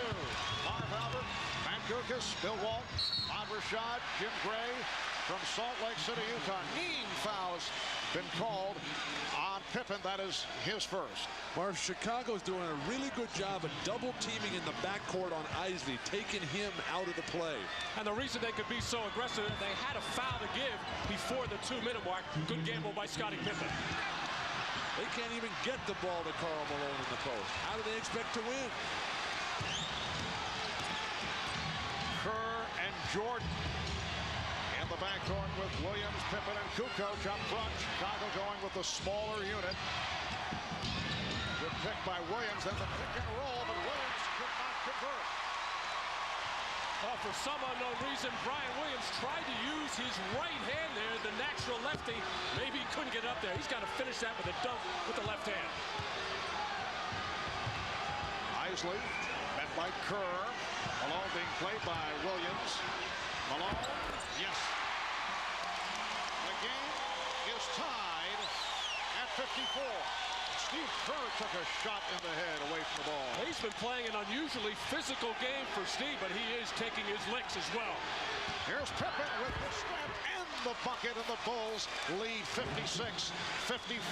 Just under 1 minute remaining in the third quarter. Utah's defense, Marv, a half step slow all night long. And the foul. It's on Michael Jordan, so the next foul committed by Chicago puts them over the foul limit. Come right back to Karl Malone in the post. You got to milk the hot hand. The championship is right here on the line. And now Malone is being played by Kukoc up high. They double up on Eisley. Kukoc reaching in. Did he tie him up? Yes, he did. Or no. Foul is called. Reach-in foul on Kukoc. So the Bulls over the limit. Yes, and Phil Jackson thought it was a tie-up. Toni Kukoc pleading his case, but Howard Eisley to the line. He's 2 for 2 at the free throw line. A reminder on NBC tonight, after this NBA Finals game, hope you stick around for Men Behaving Badly and Wings. That's must-see TV right after the game, all here on NBC tonight. With 34.9 left in the third quarter, it's a 2-for-1 situation for Chicago, where you would like to get 2 shots to Utah's 1.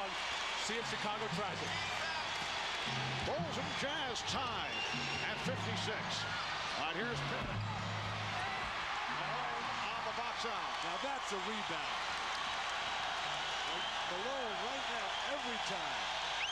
They're on their feet at the Delta Center as the Jazz will look to set up for a final shot. Down to 10 seconds. Game tied at 56. Third quarter winding down. Down to 5. Eisley. Rebounded by Pippen. Time runs out as Jordan pops it short. And we have played 3 quarters. It's the Utah Jazz 56. The Chicago Bulls 56.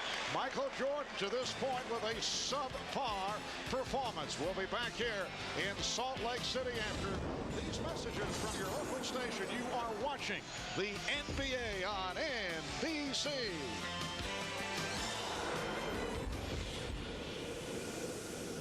This copyrighted telecast of the National Basketball Association may not be retransmitted, reproduced, or rebroadcast without the express written consent of the NBA. Welcome back to Salt Lake City. Look at that line score. How uncharacteristic. Chicago with a 16-point first quarter and a 16-point third quarter. Utah with a 14-point second quarter. Chicago and Utah tied at 56 as we head to the fourth. Let's check in first with Jim Gray. All right, Marv. Jeff Hornacek just went back into the locker room, and now he's coming back out to the floor. He cut his lip, but his problem was with his lower leg. He hurt it. The doctors went back and checked it out. We'll find out whether or not he's going to return. Marv? All right, thanks, Jim. And Jeff Hornacek has been an important player after the one for 9 the other night. He has 12 points. He's back on the bench. Question is, will he return to the game? Fourth quarter getting underway. Ryan Williams defending on Karl Malone. John Stockton is back, played by Steve Kerr. Malone, yes. And the Jazz leading by 2. That was Brian Williams, who had all kinds of problems with Karl Malone in the second quarter of Game 3. The Bulls sensing that, coming over to try to double team, but a good in, out, and back into Malone again. They double up on Kerr, and it was last touched by the Jazz. Marv, a good athletic combination now for Jerry Sloan and the Jazz with Bryon Russell and Chris Morris. That should deny Scottie Pippen in the post a little bit. Here's Kerr putting it away from Stockton, but could not hit. And Chris Morris handling the rebound. So it is Malone with Foster and Morris with Stockton and Russell. Oh, Malone tripped up. Malone backing, fading. Pippen with the rebound. Chicago big men doing a good job on Karl, forcing him into the fadeaway. Karl might want to turn and face and give him a little bit of space to operate. Kukoc with the screen. Kukoc for 3.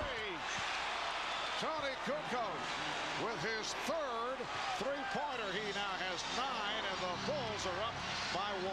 Well, Utah's set play execution is getting very tight now. They're not getting the spacing that they certainly got in Game 3 or earlier in this one. Stockton for 3. No offensive rebounds, effort or position by the Utah Jazz. Interesting matchup. Stockton is on Kukoc. Jordan now working Russell. Michael Jordan has not scored in the second half. Michael Jordan 5 for 16. We're told by Jim Gray that Jeff Hornacek injured his left knee, and he will be available to return. This is one of the most durable and healthy teams in all of basketball, Mark, the Utah Jazz. Malone. Yes. Utah recaptures the lead, up by 1. The patience of John Stockton to keep working, make Steve Kerr work, and make Brian Williams help to get Karl Malone open. 19 for Malone, along with 7 rebounds, 6 assists. Jordan had it knocked away, recovered by Pippen, but a reach-in foul was called. Russell leaning in to bat the ball away, but committed his second foul. 9:20 remaining in the fourth quarter. A timeout has been called. It's the Jazz 60, the Bulls 59.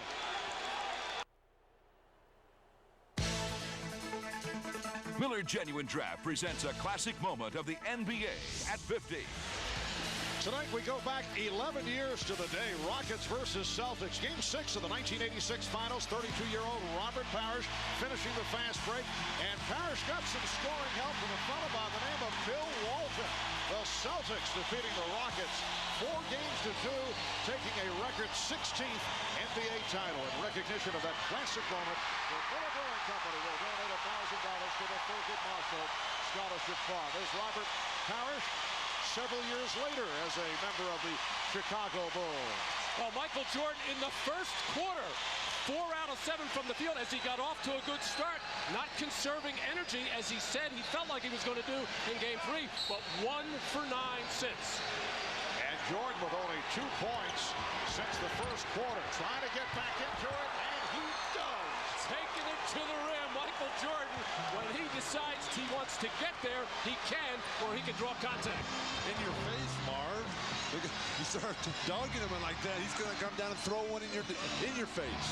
Are you referring to me? Bulls lead 61-60. Russell with room for 3. Well, after missing his first 6, he's hit 2 3-pointers. And the Jazz up 63-61. Ryan Williams. Chris Morris able to handle that rebound. John Stockton setting it up. He has Greg Foster back on the floor. up front along with Karl Malone and Chris Morris. Here's Stockton.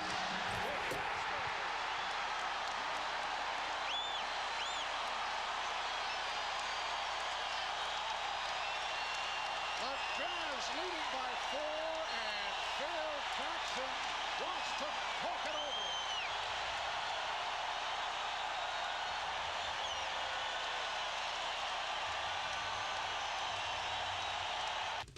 The NBA on NBC is brought to you by Visa.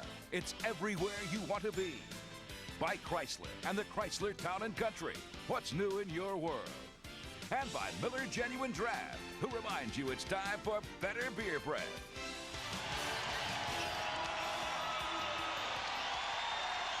Matt Kukoc arrived at the game on his bicycle, but the Utah Jazz have certainly shown up here in the fourth quarter. Bryon Russell, just 2 baskets now, both three-pointers from the same spot. Bryon Russell missed his first 6, now 2 straight threes. And then the side pick and roll. Everybody focusing on Malone at the top. Greg Foster finishes the dunk. Antoine Carr, the team, the crowd, everything, the entire state of Utah on top of it right now. You know me, Bill, I always like to make a grand entrance. 4 minutes gone by.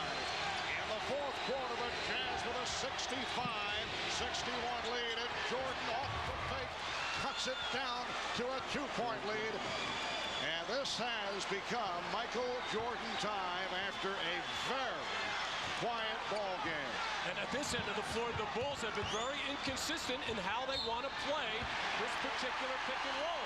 At times, Steve Kerr forcing it over to the top, at times forcing it to the baseline. Harper on that foul. That is his first.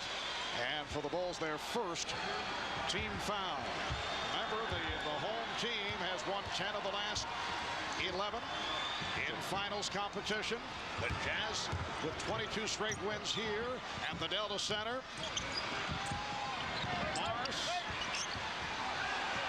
And the three-point shot this time comes up short, and a foul is called against Utah.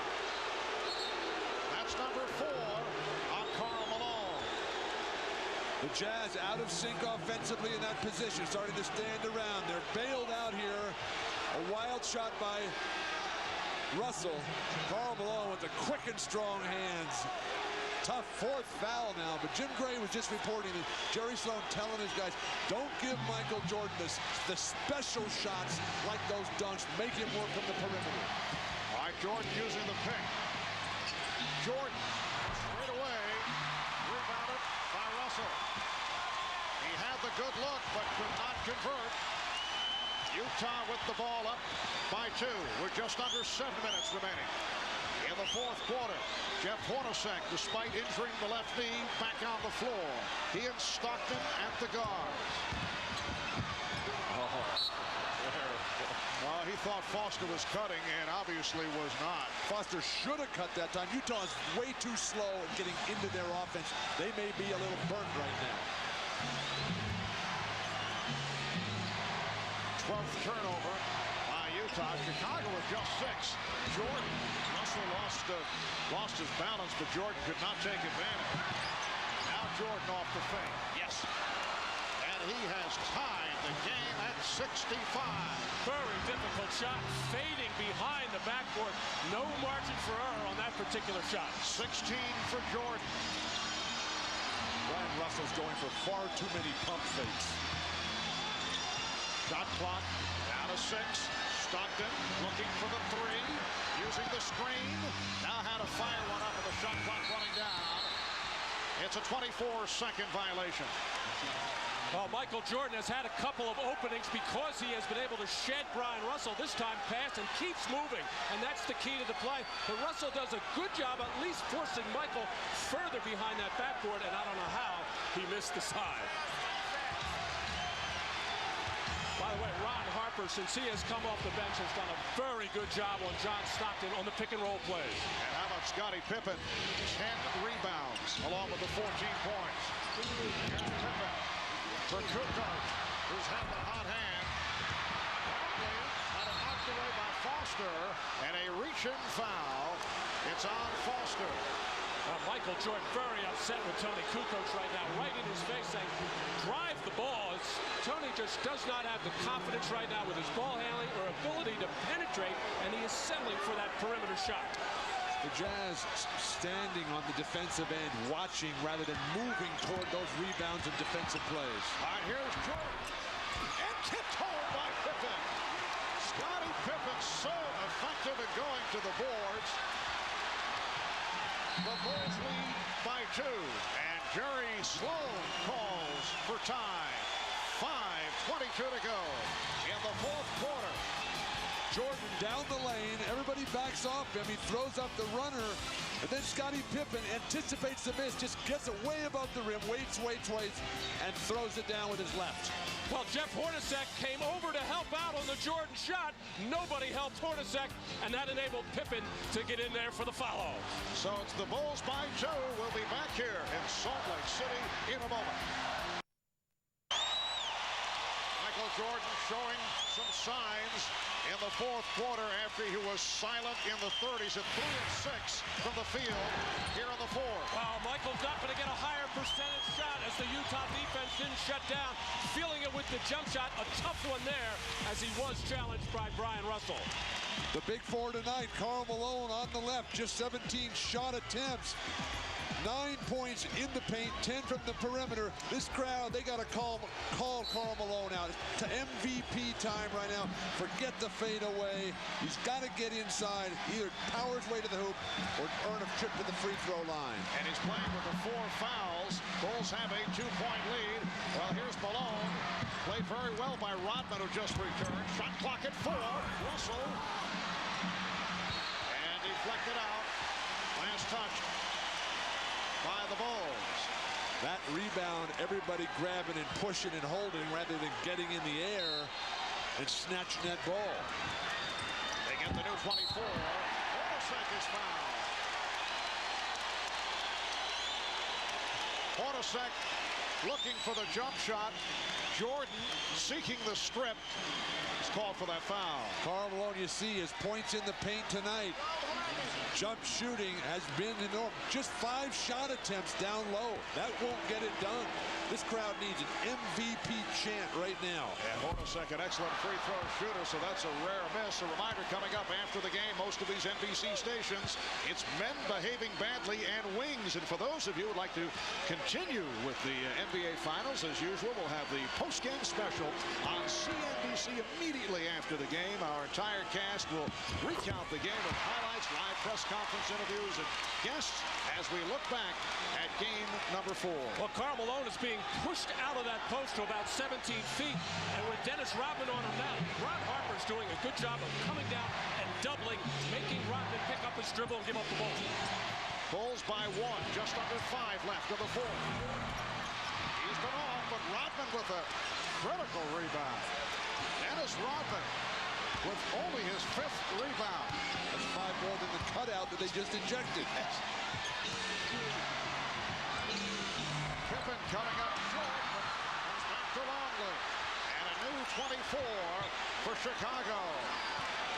And again, you're never going to beat the Bulls unless you just dominate the defensive backboard. Jordan picked up by Ostertag. Jordan thought he was fouled. Ostertag knocked it away.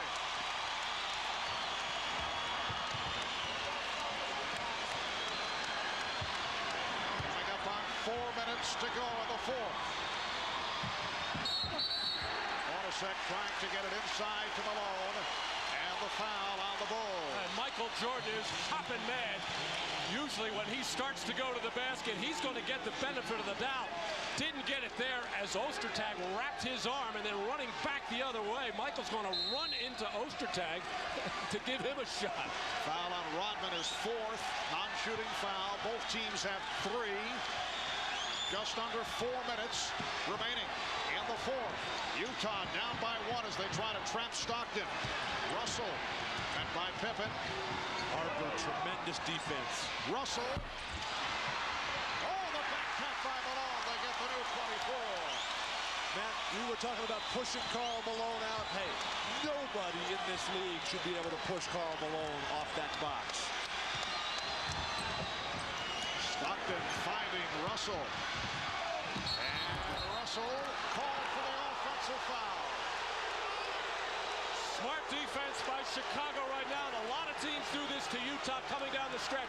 Do anything to get the ball out of the hands of John Stockton, make other people make decisions, and in this case, Bryon Russell, they would prefer to make him the guy doing what has to be done, and he was just trying to draw a foul and just charged right into Pippen. Chicago calling for time.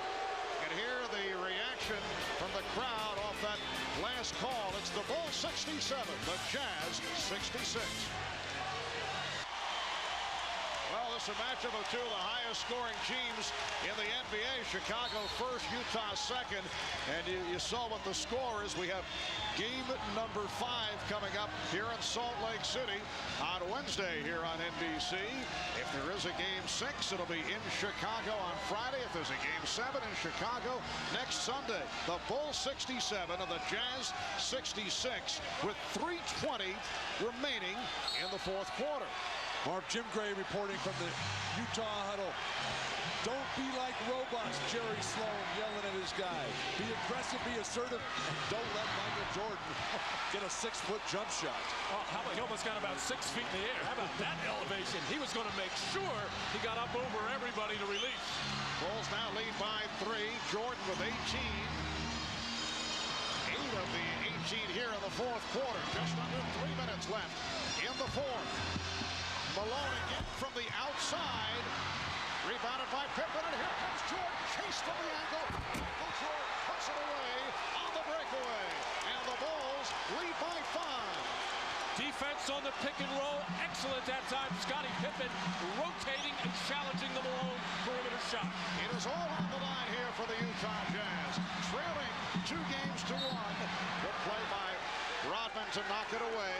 If Chicago can hold on, they'll take a commanding 3-1 lead in this series. The Jazz trying to tie the series. And 2, Antoine Carr now checks in, replacing Greg Ostertag. Utah with 3 timeouts, 3 conventional, plus a 20. Chicago with 2 left. Both teams with 3 team fouls. The Jazz missing their last 5 shots. They've gone 5.5 minutes without a field goal. And the Jazz, known for their sharp execution, especially down the stretch, has been very careless. They're not getting the spacing, so they can't set up the picks, and they can't get the hard cuts from Karl Malone. 11 on the shot clock. Karl's not pushing hard enough. Stockton tries to get it all back with the 3. John Stockton with an enormous shot to bring the Jazz within 2. We approach 2 minutes remaining in the fourth quarter.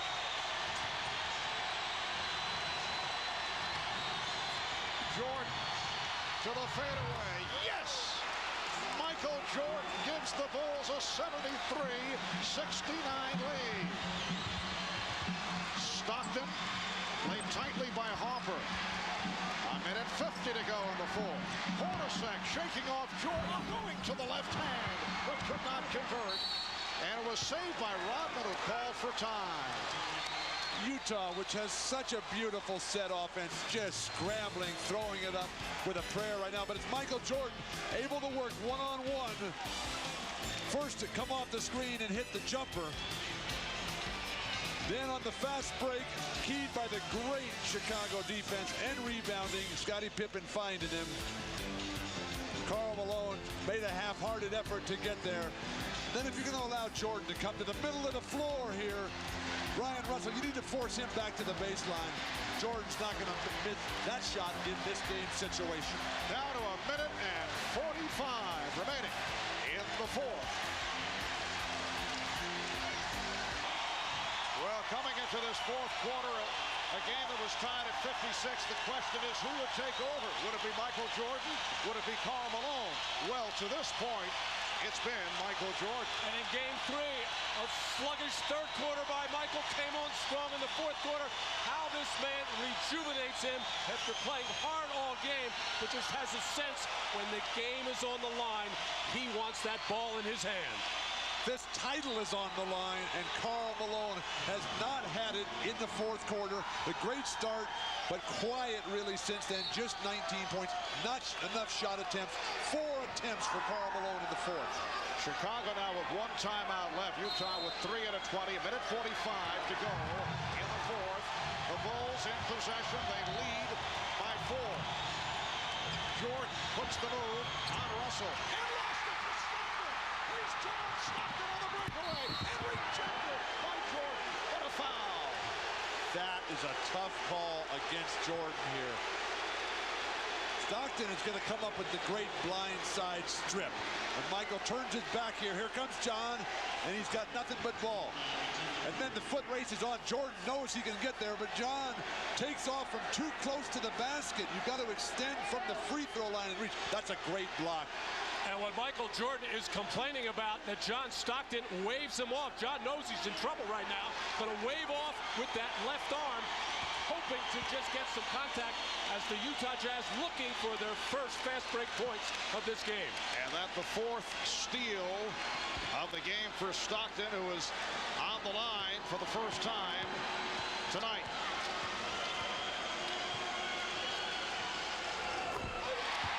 John Stockton, an excellent free throw shooter, 85% during the regular season. John Stockton shot that layup jumping up rather than jumping out. It was a perfect block by Jordan. No foul should have been called. A minute 31 remaining in the fourth quarter. Well, Stockton missing, which is most unusual. It's a 3-point Chicago lead. And they work it down to a minute 20 to go. Jordan played by Russell. Down to 5 on the shot clock. Pippen takes the shot from 3-point line. And a foul on Pippen. For the Bulls, it is their 15th foul. 1:03 to go in the fourth quarter. The Bulls by 3 points, and John Stockton is back at the line. Well, a shaky possession all the way around for the Chicago Bulls. Michael Jordan couldn't find an opening, got into the lane, and then Pippen had to force the shot, and then inexplicably fouling John Stockton. You look at the numbers there. John Stockton just ice at the line in the fourth quarter. But the Jazz have missed 2 critical free throws down the stretcher. Hornacek missed one when it was 65, 66, right in that range. And then Stockton, the previous trip down. This one has to go. And Utah 12 of 18 at the line. They've been off at the line here this evening. Offense-defense substitution for the Bulls. Kukoc and Kerr in for Rodman and Harper. It's a 1-point Chicago lead. Just under 1 minute remaining in the fourth quarter. Game 4 of the NBA Finals with the Bulls up 2 games to 1. And Jordan comes up short. Stockton fires down on Malone. And the Jazz have taken a 1-point lead.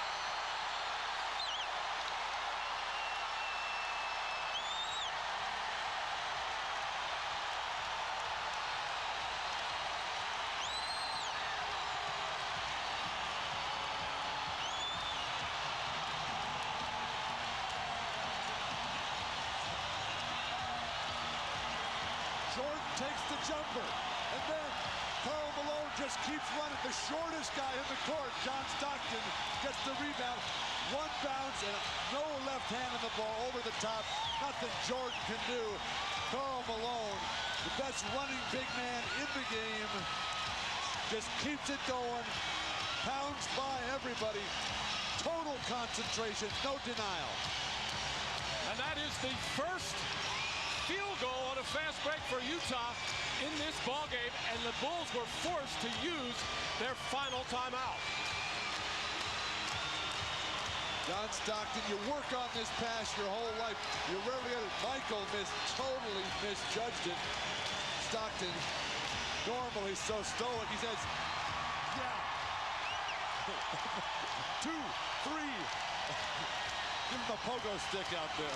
That was kind of the way he jumped when he hit the game winner against Houston. The Bulls had a 73-69 lead with a minute and 45 remaining. Michael Jordan was hitting his shots, but has not been able to hit his last couple. Utah in the postseason at home at 9-0. They have won 22 straight at home. The last time they've been beaten here at home was in overtime by Seattle back on the 23rd of February. They are desperately trying to tie the series at 2. So it has come down to 44 and 5/10 seconds remaining in the fourth quarter. The Jazz up by 1. Remember Michael Jordan with the game winner in game 1 at the buzzer in Chicago. Mark, the shot clock here favors the home team, Utah Jazz. If Chicago is forced to run it down, Utah will get the last opportunity at this ballgame. And Utah has a foul to give. Chicago is over the limit. Chicago does not have any timeouts remaining. Steve Kerr is back on the floor. It's Kerr with Kukoc, Pippen, Longley, and Jordan. And Kukoc handles. Jordan, played by Russell. And Kerr for 3. Carr tips the rebound. And it's then knocked out of bounds. Hornacek had it knocked out, but apparently was able to call for time. Dick Bavetta indicating a timeout. It will be Utah ball with 26 and 2/10 seconds remaining in the fourth quarter. For Utah right now, get the ball to John Stockton's hand. Everybody in the world knows this ball's going to Jordan. He has to give it up.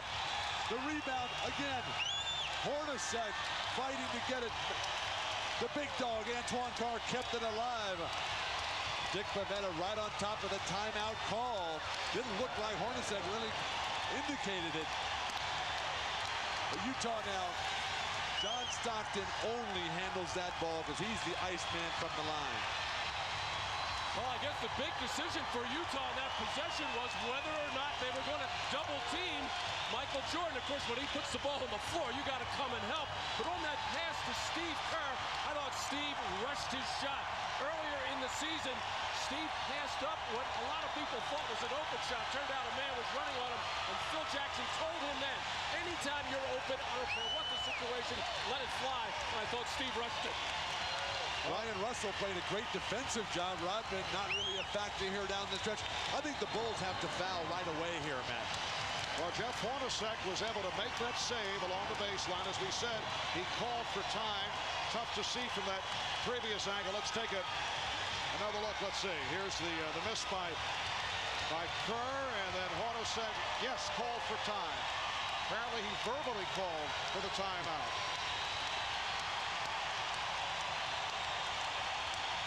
The reverse angle this time, swallowed up there by the Bulls. He had already made the timeout call, and Bavetta stepping right in. So we're down to 26 and 2/10 seconds remaining in the fourth quarter. The Jazz leading by 1 point. Most unusual low-scoring game between these two high-scoring teams. Jordan with 22, picking it up late. Malone with 21. Chicago does not have any timeouts left, and they are already over the foul limit. And that's a big factor. It's a difference of 3 on the shot clock, so Chicago can't rely on their defense now to try to stop without that timeout. They've got to look for a steal or two here and then commit a foul. Foul immediately. But now they're just going to run out of time here. All right, here's Malone. That will be the man you'd want to foul. Malone is fouled with 18 seconds remaining in the fourth.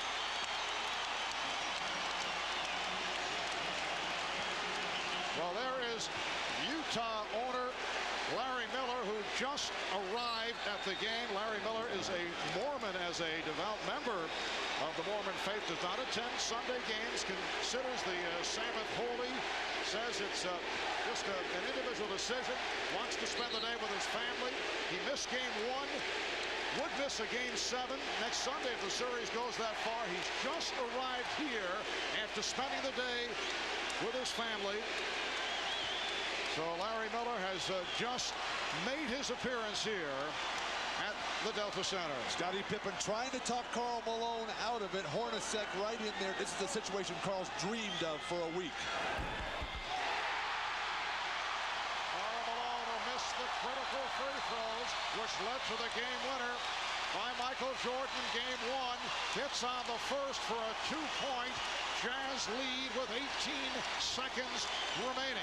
He made 4 straight coming down the stretch of game 3, but he told me yesterday he wanted to be in a tougher situation, similar to the way he was in game 1. This is very close. And now Utah calling for time. So Chicago with no timeouts left. Utah has 1 and a 20. 18 seconds left in regulation. The Jazz up 75-73. All right, as we watch Larry Miller react to that first made free throw, you saw the yes from Larry as Karl Malone was able to hit. For more of that, let's go to Jim Gray. Jim? All right, thank you, Marv. I'm here with a very nervous Larry Miller. You just arrived at the game. Was this your first look at the score of this free throw? Well, I'd listened to the score on the game on the radio for a minute or two before we got here, and this was the first time I'd seen any of it. So, boy, this is as good as it gets. Michael's doing his thing, and we're doing our thing. What a great game, no matter what happens. I guess you're very nervous. We're going to let you watch the game right here. It's almost better that you didn't see it, huh? Yeah, you're right. I'm not sure I'd be standing up by now. All right, let's send it back out to Marv. All right, thank you, Jim.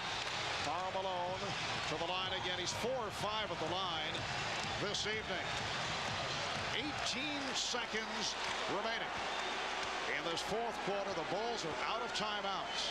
It's a 2-point lead.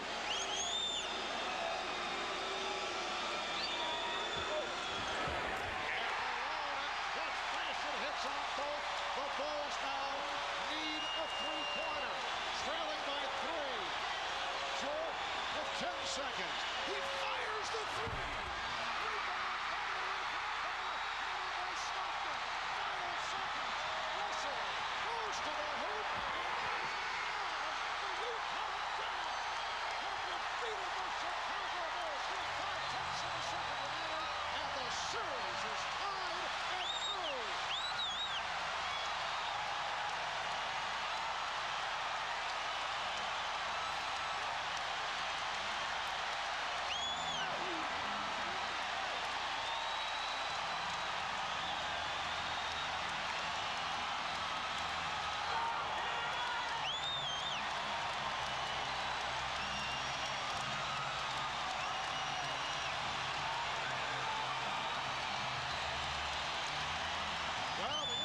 Jazz scored the last 9 points in the final minute 45. They've defeated the Bulls 78-73. Let's go to Ahmad Rashad with Karl Malone and John Stockton. Ahmad? All right, thanks, Marv. John, this was a game simply of wills and who wanted it better, and you guys played so strong down the stretch. Well, we made some big plays, and we got fortunate, really. Karl's even tip out at the end was a big play, so that's what we need. They're a great team. And you got a lot of confidence coming from out of game 3, huh, going into this one? Maybe. It's better than losing it. You don't know if you can win, but we played well in that game. It carried over a little bit. Hopefully this can carry over to the next one. All right. And Karl, the situation you were in at the end of the game, similar to the situation in game 1, this is the situation you were looking for, wasn't it? You know, it was a situation I was looking for. I had said earlier, I wish I was in that situation again. Sometime in life, you never get that. I just want to block everything out and concentrate. You know what? I can't say how proud I am of these guys. We never gave up. And it's going to be an all-out war on Wednesday night. It looks like 2 separate teams from the first 2 games to the last 2. Well, I think we play with a lot of focus since we've been home, and we need that kind of effort. And I'll tell you what, when we play together as a unit, we're tough to beat. Chicago got an unbelievable team. They never gave up, and they're going to come at us real hard on Wednesday. I thank God to give us that energy that we needed down the stretch. All congratulations on a great game. Thank you. All right, back to you, Marv. All right, thanks, Ahmad. As it turns out, tonight, the second lowest scoring game in NBA Finals history. Let's get to Jim Gray back on the floor. Jim? All right, thank you very much, Marv. I'm with Jerry Sloan and Larry Miller. Larry, you just had an emotional word. Repeat what you just said to Jerry Sloan. I just said we didn't show any quit at all. I'm proud of these guys. Jerry, how about that game? Winding down there in the last minute, you're 5 back. What were your thoughts at that time? Well, you know, you always feel like you have a chance. Where John made a couple of sensational plays that really gave us a big lift. And obviously, Carl's free throws was important, and John making his is also important today. Your reaction on the fast break was one of those things that people are never going to forget. When Stockton threw that ball to Malone, it was like you were more nervous that the pass was going to be completed. I hollered, "Oh no," first. I have to be honest. And then John made a great pass, and of course Carl is a great catcher, and that's what makes them work well together.